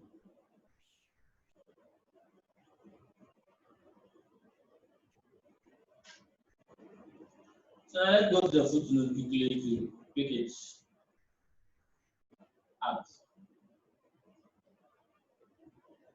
Let's go to trial balance first. So we start. Please here to avoid oversights. The items are scattered in the trial balance. It's not arranged. So we start from the very first one until we check. Sales is no operating cost, move on. Inventory, no. Cost of sales, no. Selling and distribution expenses, yep. Which is what? 5,600. So I'll bring it. Admin 2 is the next one, good. That one's 8540. So let's see what we do. So 5,600 and then 8540. Good. So what we do is this. Just write your 3 zeros. Please don't forget to, you are working in thousands. So here will be selling and distribution cost. Selling and distribution. So the selling and distribution, I'm not good at figures. It's 5,600 gross. 5,600. Then what again? Distribution. So that's admin. Let's go and pick admin quickly. Admin is what? 8540. 8540. So admin is 8540. Perfect. 8540. Administrative expenses. By the that side is too shiny. That side is not coming. What's causing that? Okay. Now let's continue the game. So we are still searching from head to toe. Yes. From the very first one to the last one. Don't even jump one. Loan note interest, no. It's not a operating expense. The finance cost. Bank interest, no. Rental income, no. Director's fee, yep. So director's fee, 1,000 Ghana. Let's go to director's fee, 1,000 Ghana. In that order. So 1,000 Ghana, director's fee. So director's fee or director's remuneration. Good. Let's see. Then you quickly move on to the next item on the list. Building and valuation, no. Plant, no. Computer, no. Motor vehicle cost, no. Audit expenses here. Audit expenses is what? So let me tweet it. 1,300 or 1,005. It's 1,300 audit expenses. And then there's 1, 2, and then audit fee. Audit fee 2 is what? 5,700. Remember, 9, 1, 3, and 5. So 1, 3, and 5, 7. So this is audit expenses. Then auditor's fee. Auditor's fee. I hope you get it. Good. So this is how you do it. Perfect.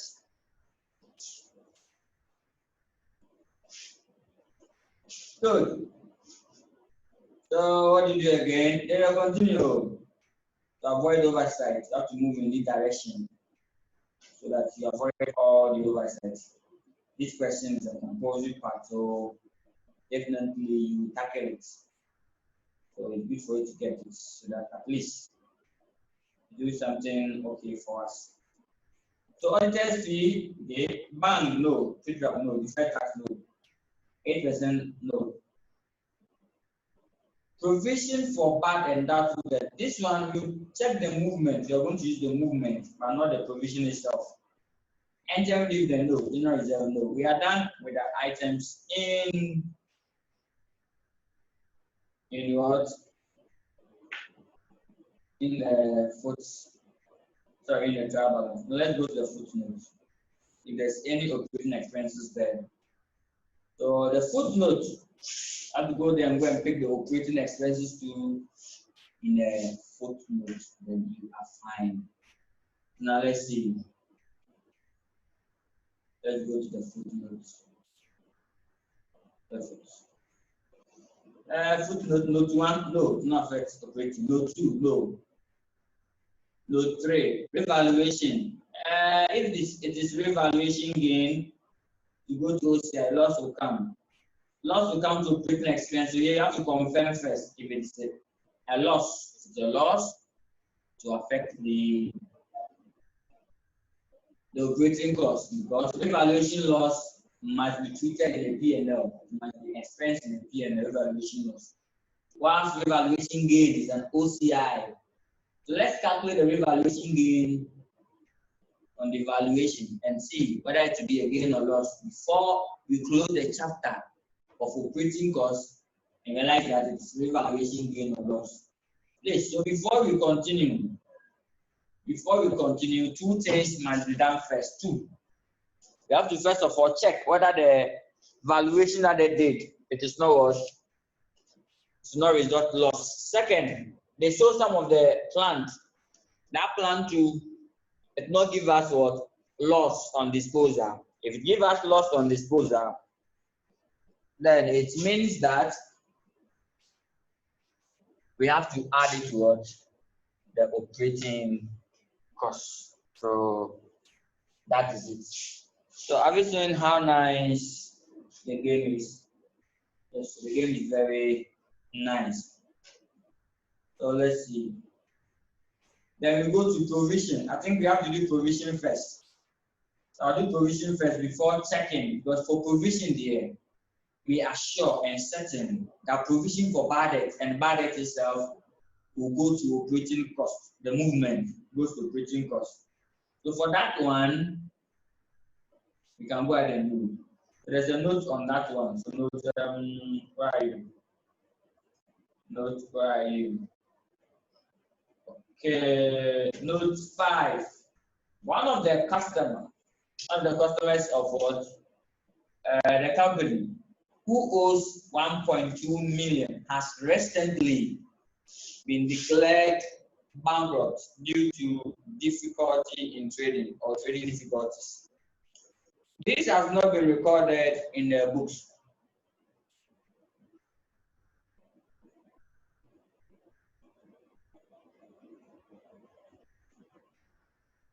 Good. That is it.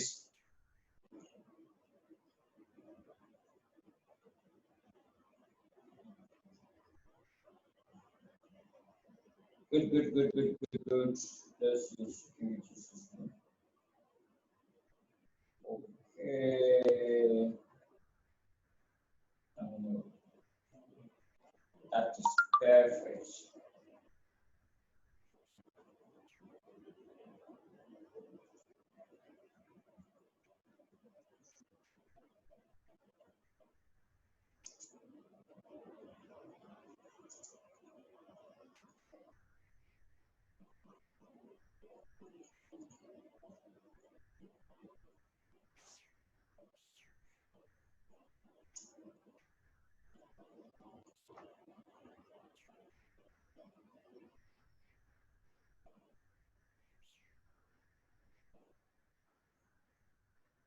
Good.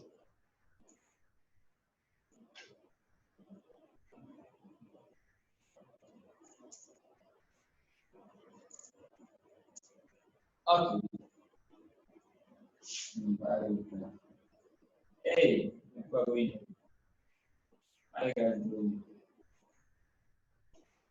So now, anytime there was bad debts in a footnote or bad debt which are not written off, it must be what? Should be write off what first or written off first. So the debt of 1.2 must be written off. How do you write debt off?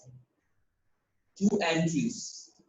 It means that subtracted from the pool of debts. If the total, so let's go to the total debts, the trade receivable. So trade receivable is 9,200 over here. So this 9,200, we have to write off the 1,002 against it. So it means that you are here to receive 9,200, but out of this 1,200, that customer has been declared bankrupt, so you cannot trace the money. So you subtract it. So written off simple means let's subtract it from where? Write it off. Let's subtract it from the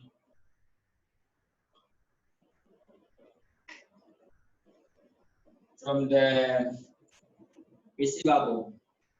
So the bad debt is 1,200. So you take it off from the 9,200 first. That's a write-off.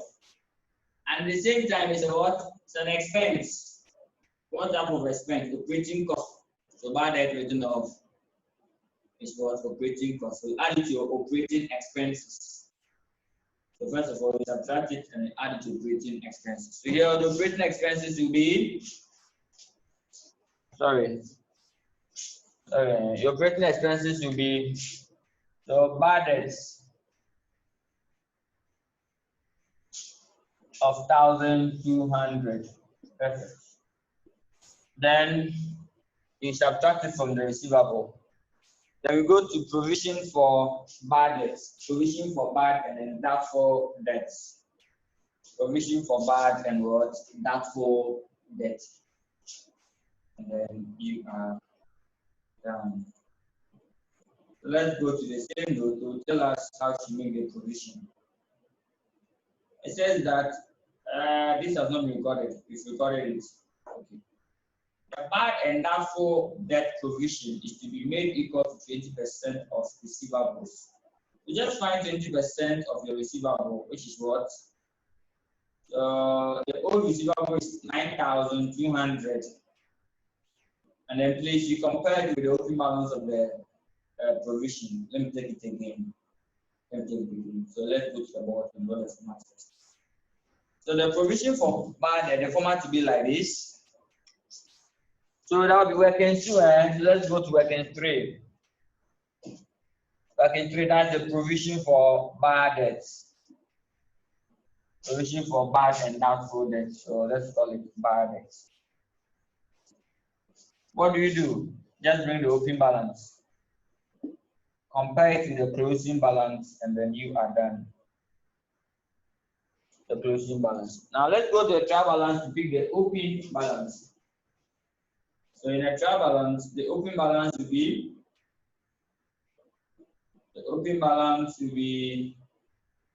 provision for bad and doubtful debt 3,000. Good.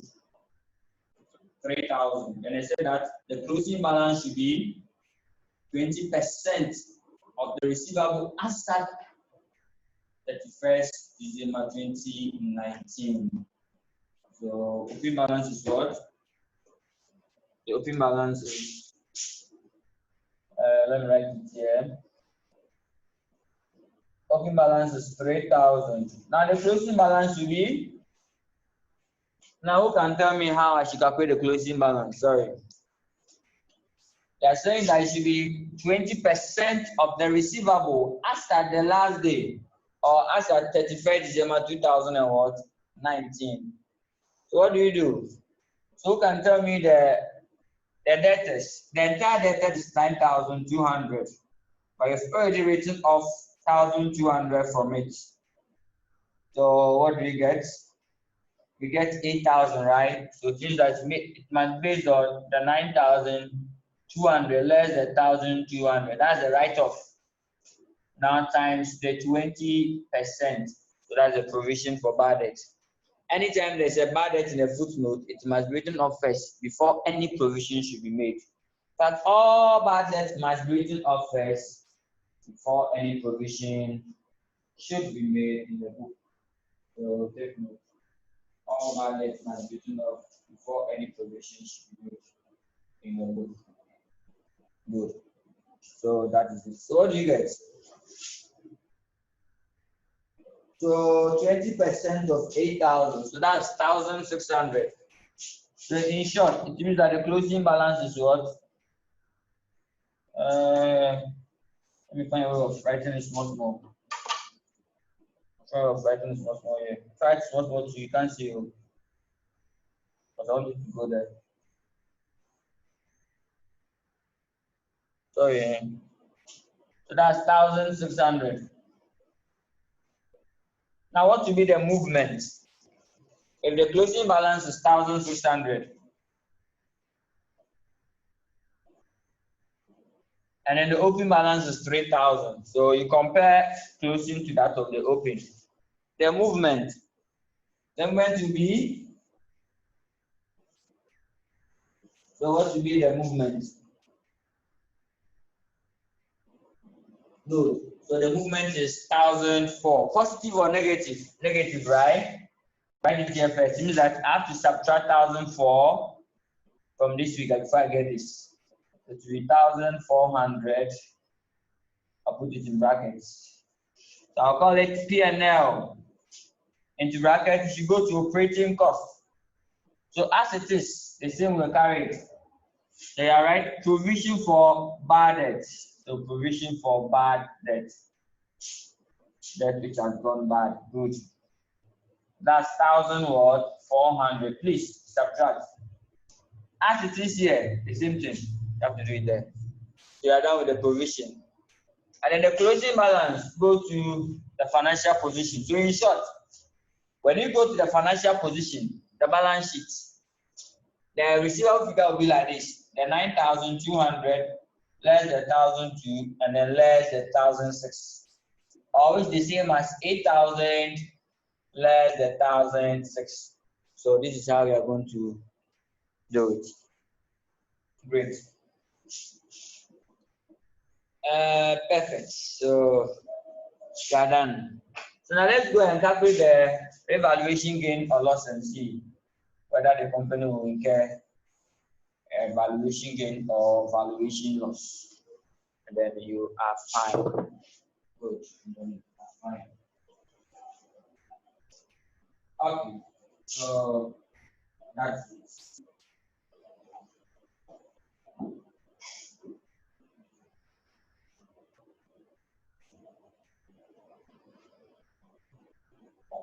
Good.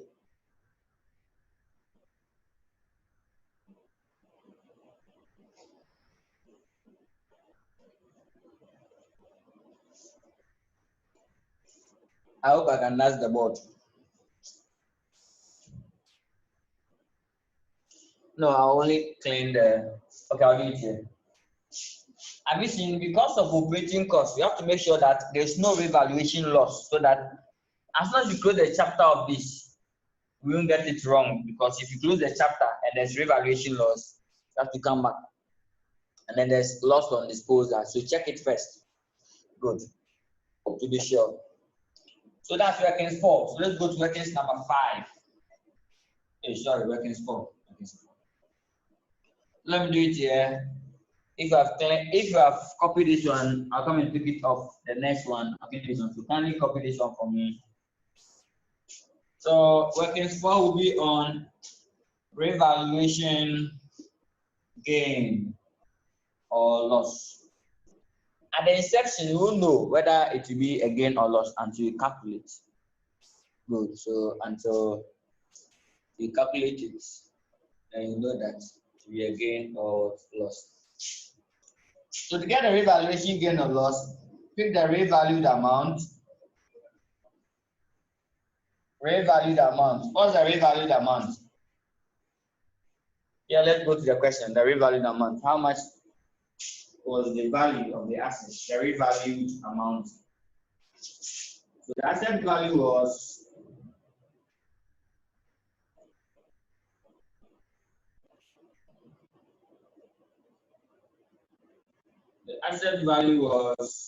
hey, wow, sorry, oh, hey, trouble, hey, yeah, trouble,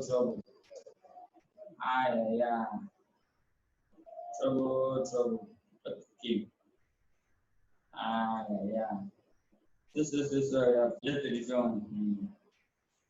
Good, the asset value, the company revalued to what? 5.9 million. So that's the revalued amount. So what do you do again? The revalued amount is 5.9 million.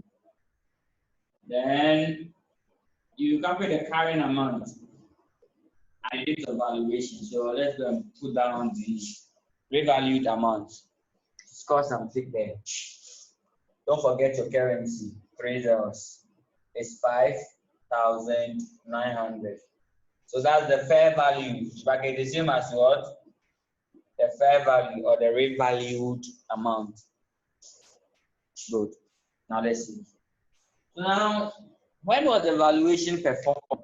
Very important to assess critically. Valuation was performed here and a value of 3,900 was stated. So it means that we have to find the carrying amount as at the end of the year. How do you get a carrying amount as at the end of the year? If the valuation is performed at the end, what do? Just get the original cost of the assets. The original cost of the assets equal to 6,000. Get the open balance of the depreciation, so open balance of the depreciation. And then plus this year's depreciation from year to year, depreciation for the year, so the charge for the year. Good. That will give us the total accumulated depreciation as at this point. So that when we subtract it from the cost, we will get what? The carrying amount. Now let's go to the question and go look for the open balance of depreciation. The accumulated depreciation. Now the depreciation charge for the year, with this figure, we have already calculated it. It's in the cost of sales. That's the depreciation for building. Building, the depreciation is what? It was 300. So now let's see whether there was open balance. So let's go to the chart. Let's see. Open balance of accumulated depreciation. I guess it's not there because for building, once they say at valuation, very difficult for them to give the accumulated depreciation. But they just revalue just last end. So the last end is result or is exhausted all the accumulated depreciation. So the accumulated depreciation is nil. So the only depreciation charge will be the one that charged for the year because the asset was revalued priorly. So here it will be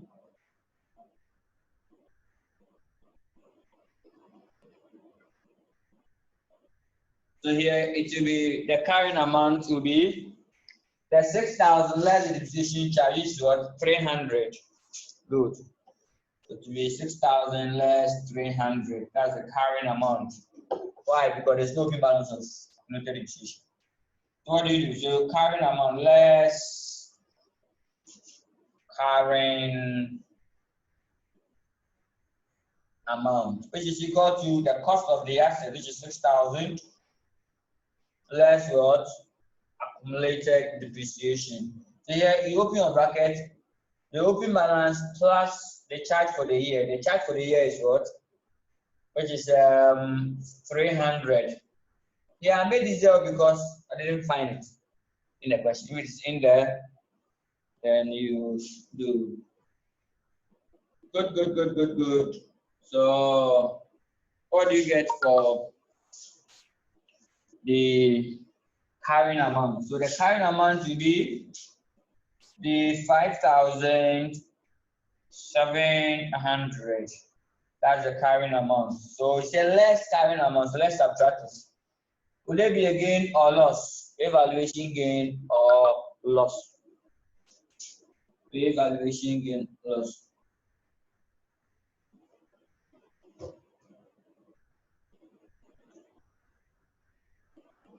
Good.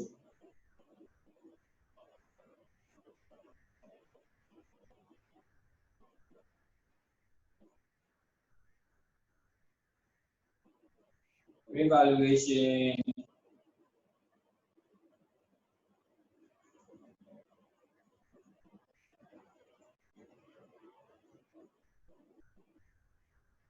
Good.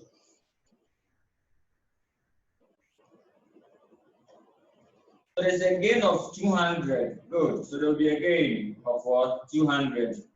Now, where do you treat the gain? Revaluation gain. All revaluation gain must go to where? The OCI. So here will be revaluation gain. Revaluation gain. Which is what? 200. And then gain goes to OCI. So here, so this guy is free. So evaluation gain 200 go to the OCI. Then you are done. We have the last item that we test to close the chapter of what? The operating cost. We are not going to close it because if it's happening that it's a loss, you have to cancel the work again, which is not good. Perfect. So that is it. Okay. So now I'll take workings number 3 off, and I'm going to do workings number 5. Is there profit or loss on disposal? Profit or loss on disposal. Don't forget the 3 steps in disposal. Anytime the company sell is PP, any of the PP, you have to go through the 3 process. In exams, they may do some of the steps for you. You have to continue, or you start afresh. Here we are starting what? Afresh. Good. So what are the steps that you have to go through when you dispose of your PP? Good. And here it has not been recorded, so we are going to record it. So let's see. You note that off from that. I'll come and take off note 3 or so. So that's it. Now let's see. So note 4. Note 6. During the year, plant acquired in 2015 at the cost of 2 million were sold for 1.9 million, and this has not been recorded. So if it doesn't record, that's the good news. It means that we are starting the 3 steps ourselves. Sometimes when the examiner do it for you, you may end up doing some wrong. Oh yes, instead of adding, you will subtract. And then he will tell you that this is what you've done. So what do? You have to reverse whatever he has done, then you do the right thing. So take notes. Good. So let's go to the board and start the steps. This one we are doing everything afresh. If you are doing everything afresh, you have to go by the 3 steps. Anytime they sell any of the PP, the 3 steps are 1. Let me take this section off. Now the workings number 5. We are going. We go up to 9 or 8. So anytime they sell PP, the first step is 1. Add. We say add what? the proceeds, how much the BP were sold for. The proceeds to what? To their cash balance. That's the first step. Step 2, calculate your profit or loss. Step 3, do the removal. Make sure that you take all the details of the assets, the details of the disposed assets from the total or from the entire. So when you go to your balance sheet, don't forget to add a cash. Don't forget to add a cash of what's the figure? A cash of the proceeds. So I'll lay them down for you. Then you are done.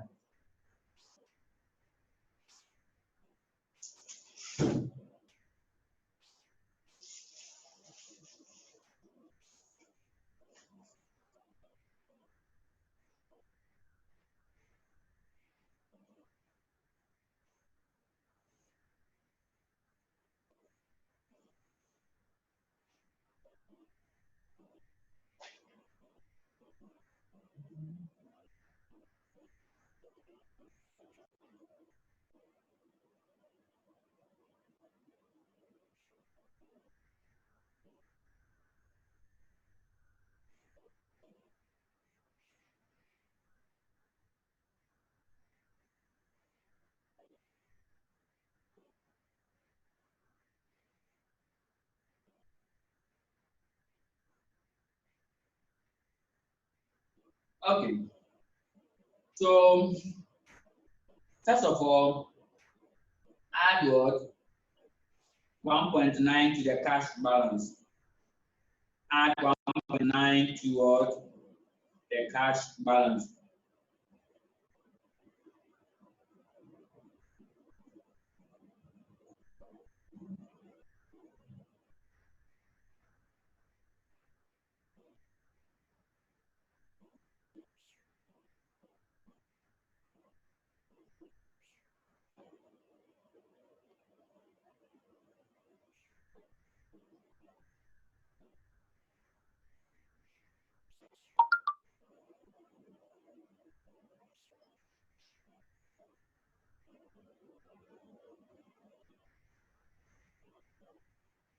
Good.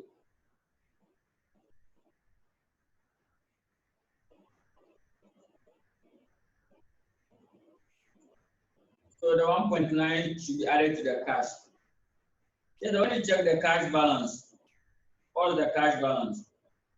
Let's go to the financial position. They have a cash there. They have a bank overdraft of what? 910. So you can net it off against the bank overdraft. Or you can show the cash balance on its own, 1,009, but you don't have a cash. Or you can net it off against the overdraft, and it will give us a net figure. Good. Then you continue the journey. So now I'm assuming that the first step I've done is correctly by adding to the cash. So either you treat it as a cash on its own because there's no cash here for you to add it to. What they have here is bank overdraft. So you can net it against it. And it can this can be set off your overdraft. So that is it. Now let's go to the next step. The next step is the profit or loss on disposal. Can you calculate the profit or loss on disposal for me? How do you calculate it? It is the proceeds. How much is sold the asset for? 1,009 less the carrying amount at the date of what? The disposal. At the date of disposal. Then you are done. Good. So let's see how you calculate the profit or loss on disposal. So proceed. Just that you have to find a carrying amount. Who can find a carrying amount for me? The accumulated depreciation has not been given to us, so that's the challenge.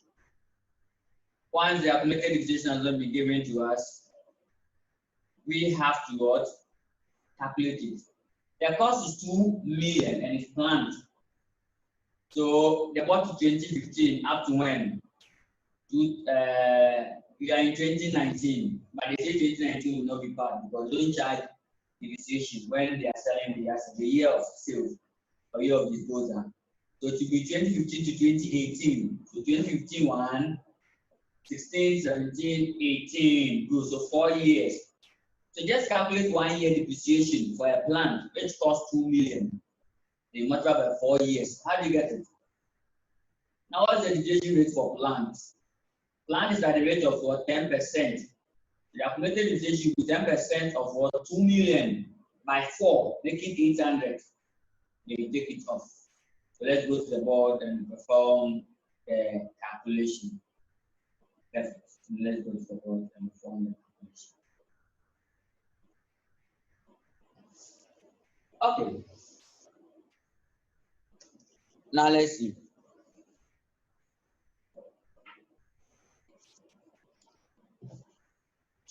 So now we are done. We're on the P&L on. So that's what we're going to do now. Profit or loss. So note number 5. Profit or loss on disposal. Good. Profit or loss on disposal.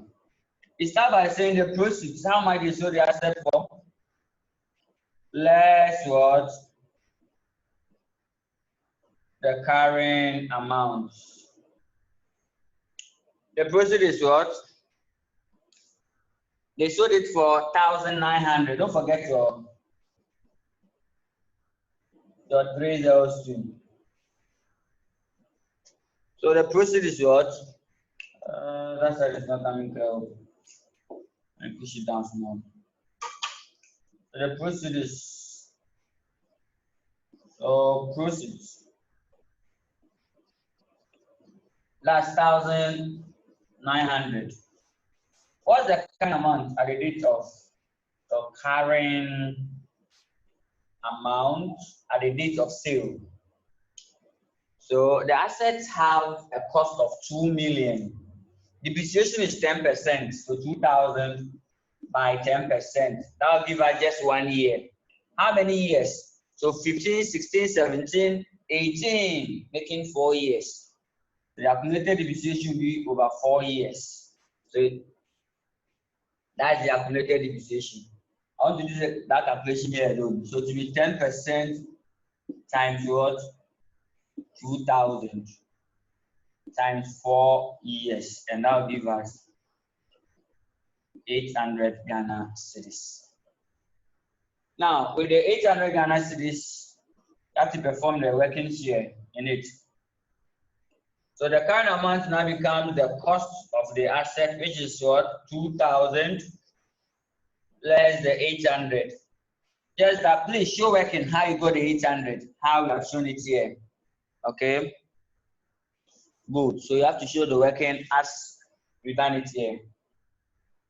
Now, if you want to show the working, you can go forward and do it like this. If you 2,000 less what? 2,000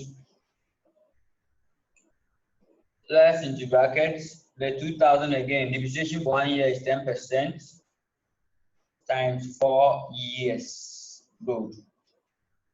And this will give us, if you don't want trouble, like myself, you do it one after the other. Go and show the accumulated depreciation like this.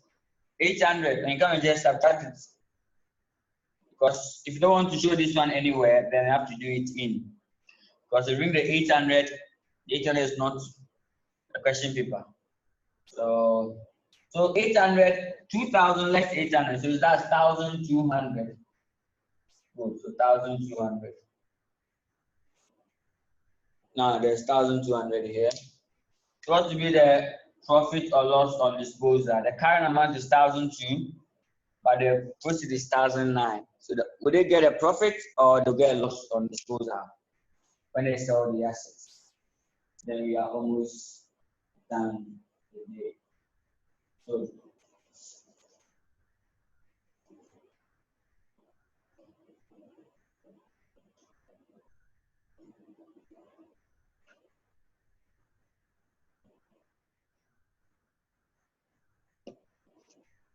Okay. So there'll be a profit or there'll be a gain. So there'll be a loss. Profit or loss on disposal.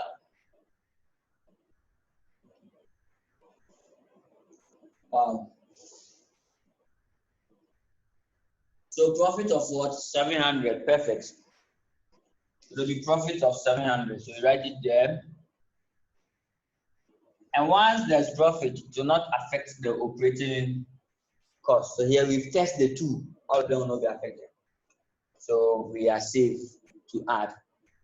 So now that we know that it will not be affected, we put all the operating costs together. So now let's go and then put operating costs together. Now that we know that it is free now. So these two items do not have impact on it. Let's put it together. Good. Okay. So you get a total. So get me the total for the operating cost. Then that's fine. Good. So get a total for me and then let's see how best we can continue. 2194. So make sure that you get it to sum it up and see if you get it. Sum it up because the items that we thought to affect it now confirm that all of them will not have impact on it. And we can now go ahead and add our item.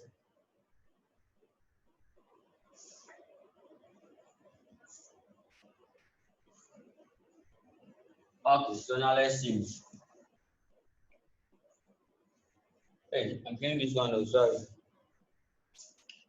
So we are down the proceeds and do the removal. Okay, so here they say they had 21, it is correct, 21,940. It's 21,940. So let's go. So let me take this section off. So workings number 2, 21,940. So what's the next item? We'll call it operating profit. Operating profit. And that will give us 21 operating profit. Good. The operating profit is,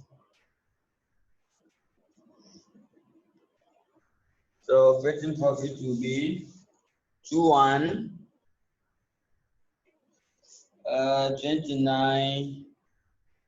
So it will be 29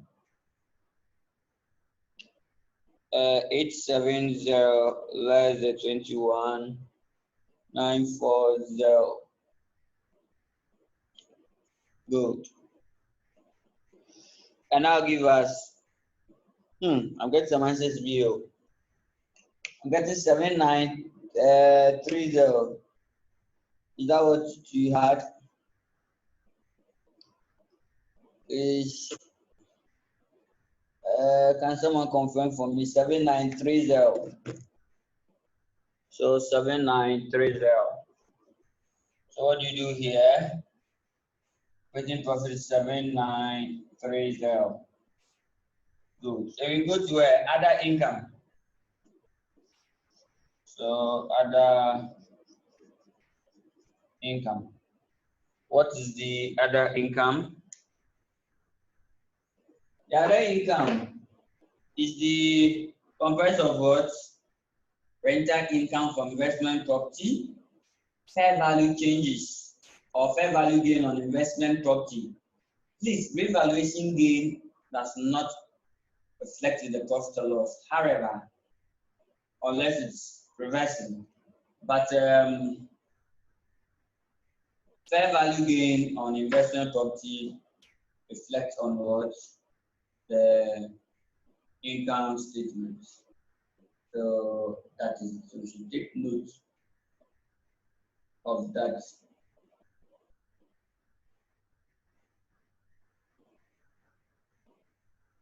Good.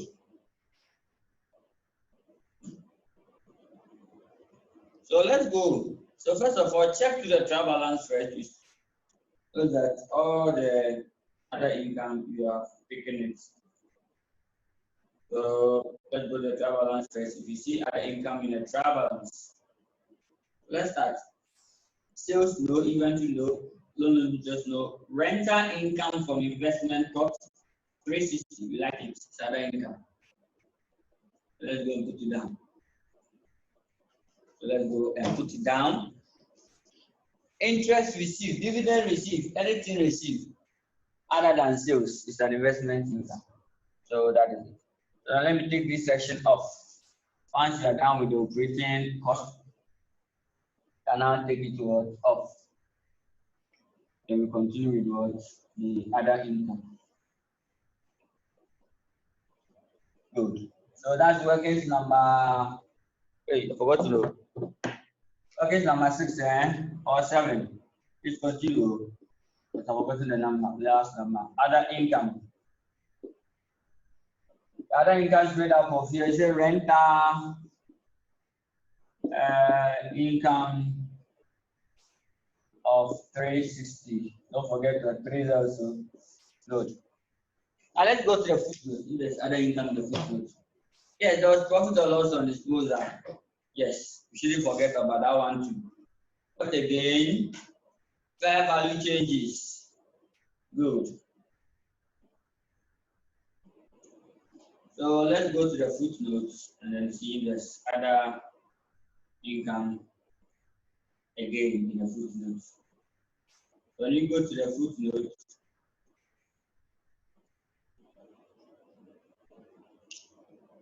we have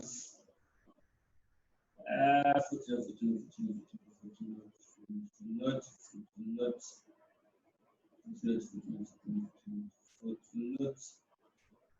Okay, fair value, yes. Note 4. Let's check note 4. The company uses fair value model for IS 40. The fair value of the investment property at 31st December 2019 was 8.92 million. However, rental income of 0.3 million on the investment property has not been received, and the company reasonably expects to receive 75% of this amount. So this one, there are more coming. So first of all, we have to check the fair value gain first. The fair value at the end of the reporting period is what? At the end of the reporting period is 8.2 million. What's the fair value at the start? So let's go to investment property. Investment property will be good. Investment property is here. That's 8,700. So at the start is 8,700. And then it's 8,920. Has it gained? We gain or is it a fair value gain or fair value loss? So that is it. So there's a gain of 220, right? Perfect. So there will be a gain of 220. Why? Because the value at the end is more. That is 8,920. Good. But the value at the start is small, or the fair value has increased. It's the last one.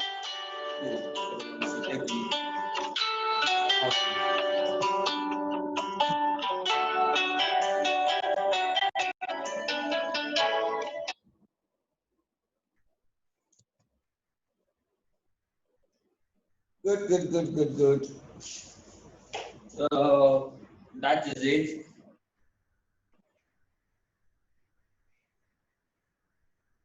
So what do you do?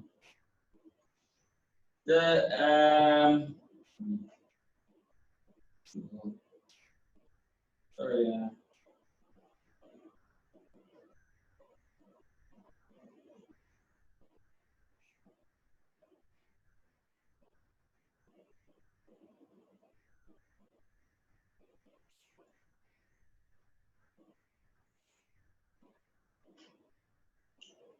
Okay, so that is it. So there's a fair value gain. Let's go and compute that one. So fair value gain on investment property. So fair value gain on IT investment property. The value at the end is 8,920. Value at the start is what? 8,700. We are going to what? 220, right? Perfect. So that's the 220. And what do you do again? There's another rental income in the footnote. So let's go and pick that one up and see.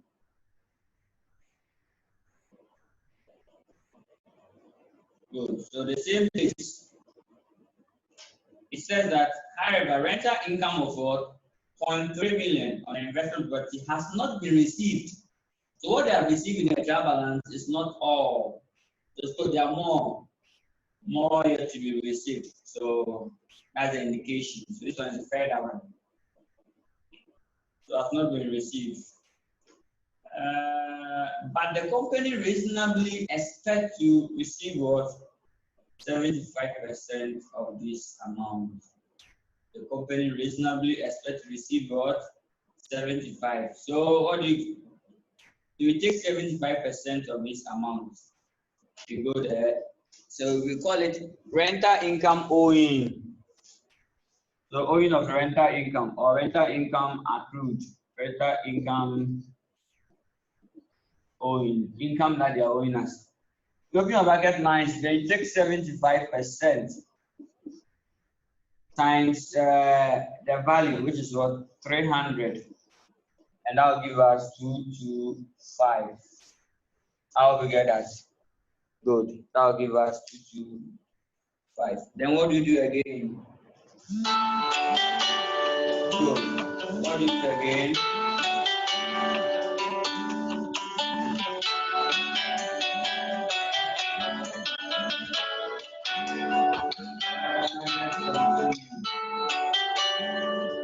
Let's go again. What's the revaluation of the profit and disposal? What is the profit of disposal? Profit on disposal. We had profit on disposal. I guess we have 700, right? It's there. So profit is 700. Good. The profit on disposal is what? 700. So it's part of the other income. So let's add it. So profit on disposal. Profit on disposal. 700. Then we add them. So let's sum it up. So we get the other income.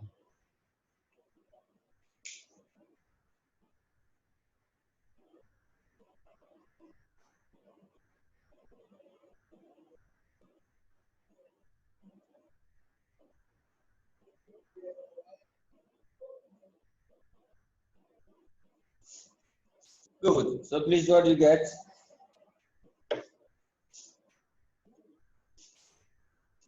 Good. So 1505. Perfect. So 1505.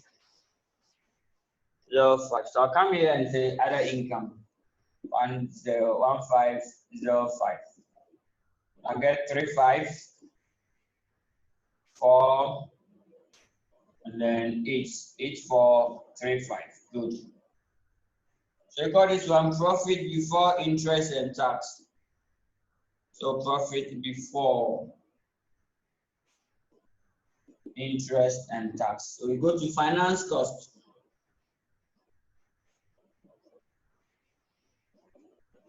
Finance cost. Good. Now, how do you get a finance cost? Profit before interest and tax. Now it's not payable. As a PBIT. Profit before interest, I and tax. So that is what? 9435. Good. It is 9435 and oh, sorry. It's 9435. Sorry. Okay. Good, 9435. Now let's see.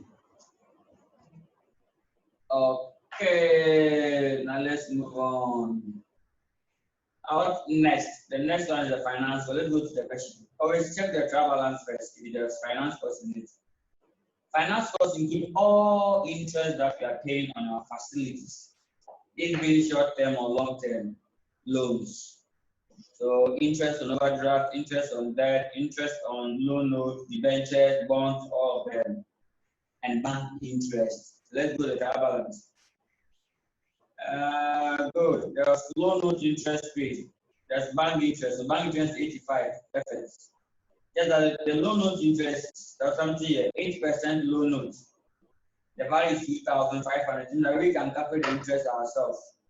We're not going to rely on the interest there. That's what they paid. And when the interest incurs, so it will be 8% on 2,500. What do you get? 8% on 2,500. The 8% here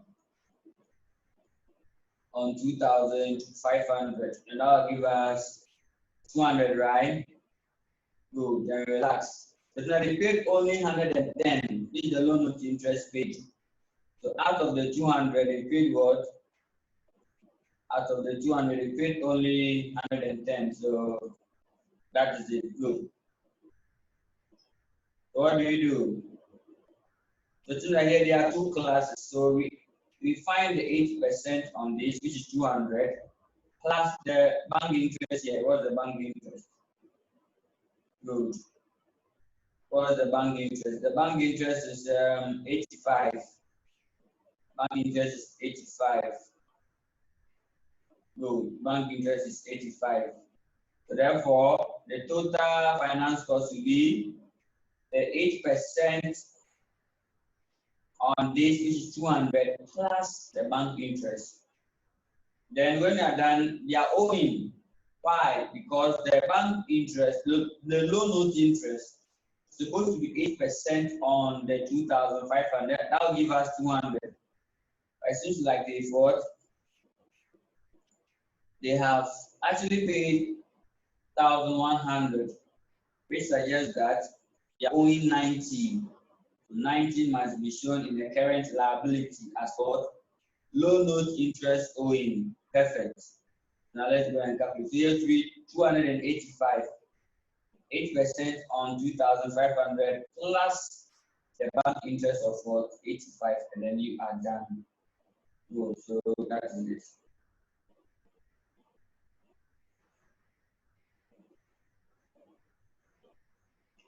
Okay. Now, what we have to do is this. The finance cost is like this. So to be the 85, the bank interest, you can show workings. I believe you can write it on the face like it will be okay. 95, 85 plus the 8% times 2,500. We can show workings, just that to make the workings look plenty. That's why I'm doing it on the face for some of them. So what will be the total? So this one give us 200, this one give us 85. So it will be 285. Perfect. And for finance cost, you will subtract. So we subtract and we get what? We get the profit before tax. So we get the profit before tax. You come down. So 285. So we get a profit before tax. So profit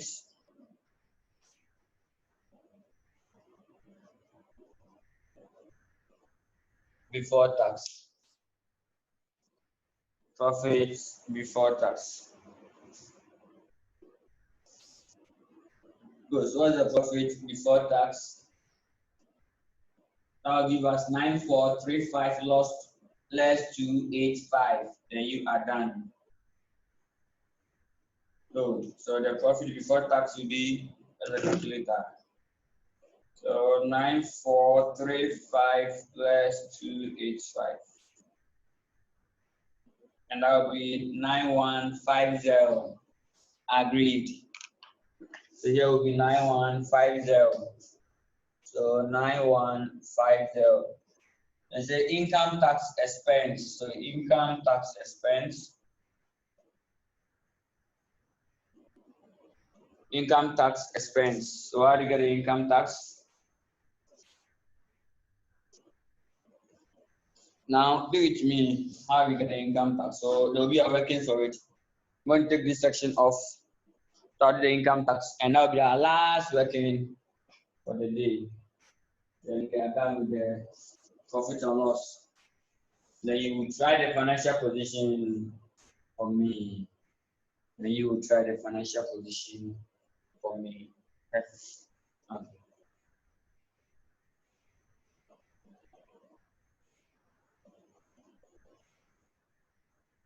Good. So income tax expense, reference number is 7, so reference number 7 also. Or number 8. Okay, so income tax expense. Income tax expense. How do you get it? Don't forget about the CUT. Let's go and then start reading it, and then we are done. So current year tax provision and now over. Let's start the reading. Okay. So what do you do? Let's go to the tax note. That one. The corporate tax provision for 2018, which the last year was 2 million, but an amount of 2.5 has now been agreed as the final assessment for 2018 tax will be paid in full during the year showing the job balance. So that's the and now over. So you compare.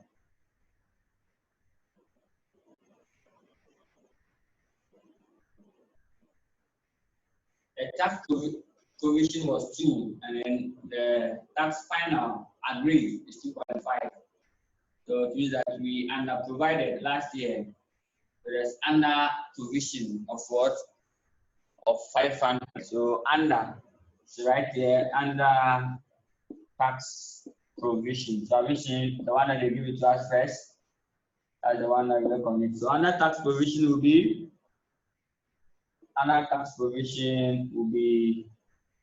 in bracket the 2,500 less the 2,000. You get the 500 here. Don't forget the currency in $3. Whichever one they give it to you, just find it equivalent and put it there. Then you are done. Okay, now let's move on. Now, what again? Let's continue the reading. Corporate tax for 2019 is 4 million. 2019 tax provision is about 4 million. So corporate tax for 2019 is 4 million. That's the corporate tax. So corporate tax is 4 million. That will be 4,000. Let's with the deferred tax. For deferred tax, you go and separate records again, records number 8. And for that one, you compare. So deferred tax. Oh, sorry.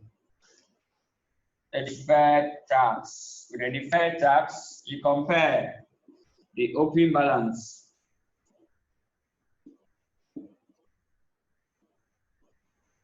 to that of the closing balance. And the opening balance is always in the trial balance. Let's go and take it up. Open balance is always in the trial balance. Then we compare the closing balance. So let's go and pick it up.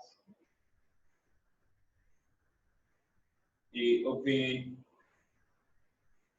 balance. So go to the trial balance and locate deferred tax. Anyway, see deferred tax in the trial balance. So tax paid, no? Deferred tax January. So that's 2,300. 2,300 good. The deferred tax is 2,300. So what do you do? So that's the open balance. Good. That's the open balance. Perfect. So the open balance of the deferred tax is what? 2,300. So I'll put a figure here. So 2,300. Then you are done.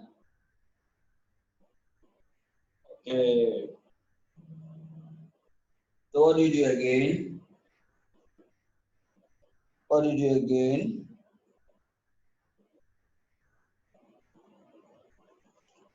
Then that's the opening balance. It must come down. Let me step the opening balance down. Let me write the currency on top like this. And it will be 2,300. Perfect.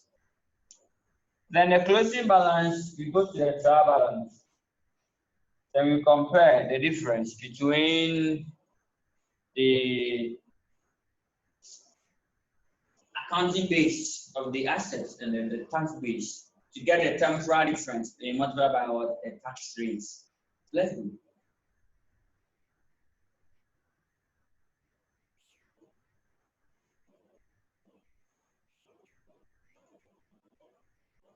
Okay. So it said that the accounting base of some assets are what 10 million, while the tax base is what 4 million. So there's a temporal difference of what 6 million. And if you multiply this by the tax rate, you get what? The deferred tax balance carried down. So you just find the difference between the two figures and then multiply it by the tax rate. Good. Here it is taxable. Why is it taxable? It is taxable because the accounting base is what? Is higher. And taxables are non-current liability. It's not the closing balance is a non-current liability. Good. So that is it. Okay. So we are done. So let's find the difference. So 6 million by 25. Now let's go to the board and let's start the calculation. Can you help me with the answer ahead? You open your bracket nicely. Is the 10,000 less the 4,000 times 25%, and that will give us times 25%, and that will give us, where's my calculator here? Okay, so the calculator is here. So that would be 6,000 by 0.25. That's 1,500, right? So the closing balance is 1,500. Agreed. The closing balance is 1,500. Then you compare, can't see you. I can't see anything here. Almost. Okay. Okay, so 25%, that is the tax rate. So what do you get? I hope you get the same answer as mine. Kindly confirm for me. Good, good, good. I like that. I like that. Great. So what do? You compare. What's the movement? Yeah, right. The movement should go to P and L into bracket income tax expense section. The income tax. So what the movement now? The difference between this and this. What do you think will be the difference? Good. So the difference will be 800. You have to subtract or have to add. Have to subtract. So as it is here, they say I write here deferred tax. So the deferred tax here will be what? 800 negative as a result of what? This. Perfect. Now we add the three together. Let me bring the under here. Under tax provision, which is 2,500 less 2,000. I'll do this something for you. I want to shift it up. And then here will be 800 negative, and I'll call it deferred tax. So that is deferred tax. So therefore, the total income tax will be It's also the total income tax. So that would be 4,000 plus 500. That's 4,500 plus the 800. What do you get? So that will give us 3,700. Agreed. Perfect. So 3,700. Because it's income tax expense, which should be reported in the profit and loss. The income tax expense. Then we come here. The income tax is working number. So am I working 7? You bring it here. 3,700. You take it off. And what do you get? So that's the profit after tax. So profit after tax. So after taking off, what do you get? That will give us the profits after tax. Then we are done for the day. So please, what do you get? Let me see the answer there. Oh, answer is not in. Good. So let's see. So 9150 less 3,700. That's 5450. 5450. Then what again? Other comprehensive income. So that's the profit after tax. That's the part. Profit after tax. Good. Now what is the other comprehensive income? With the other comprehensive income, don't forget that this one goes to the financial position. This one also goes to the financial position. What I've said. This one is a current liability. Agreed. This is a current liability. Sorry, this is a non-current liability. Let me write it here. Non-current liability. That one did not come over. Where's that even write this graph? Let me write it here. Non-current liability. But it's taxable. It's a current liability in the financial position. So from the profit after tax, where do you go to? The last aspect, then we are done. The OCI. The last aspect, the OCI, then we are done for today. So OCI will be good. So continuation. That bit is not coming. So let's continue from this section. Here, let us see it was. Let me continue. So go to other comprehensive income. Other comprehensive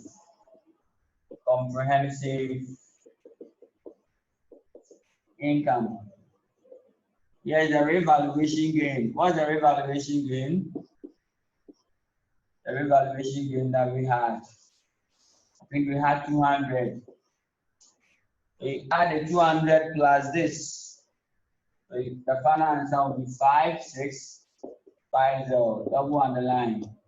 And you call it what? Total comprehensive income for the year. Total comprehensive what? Income for the year. Good. So that note, we are done with the profit and loss statement. Good. On that note, we are done with the profit and loss statement.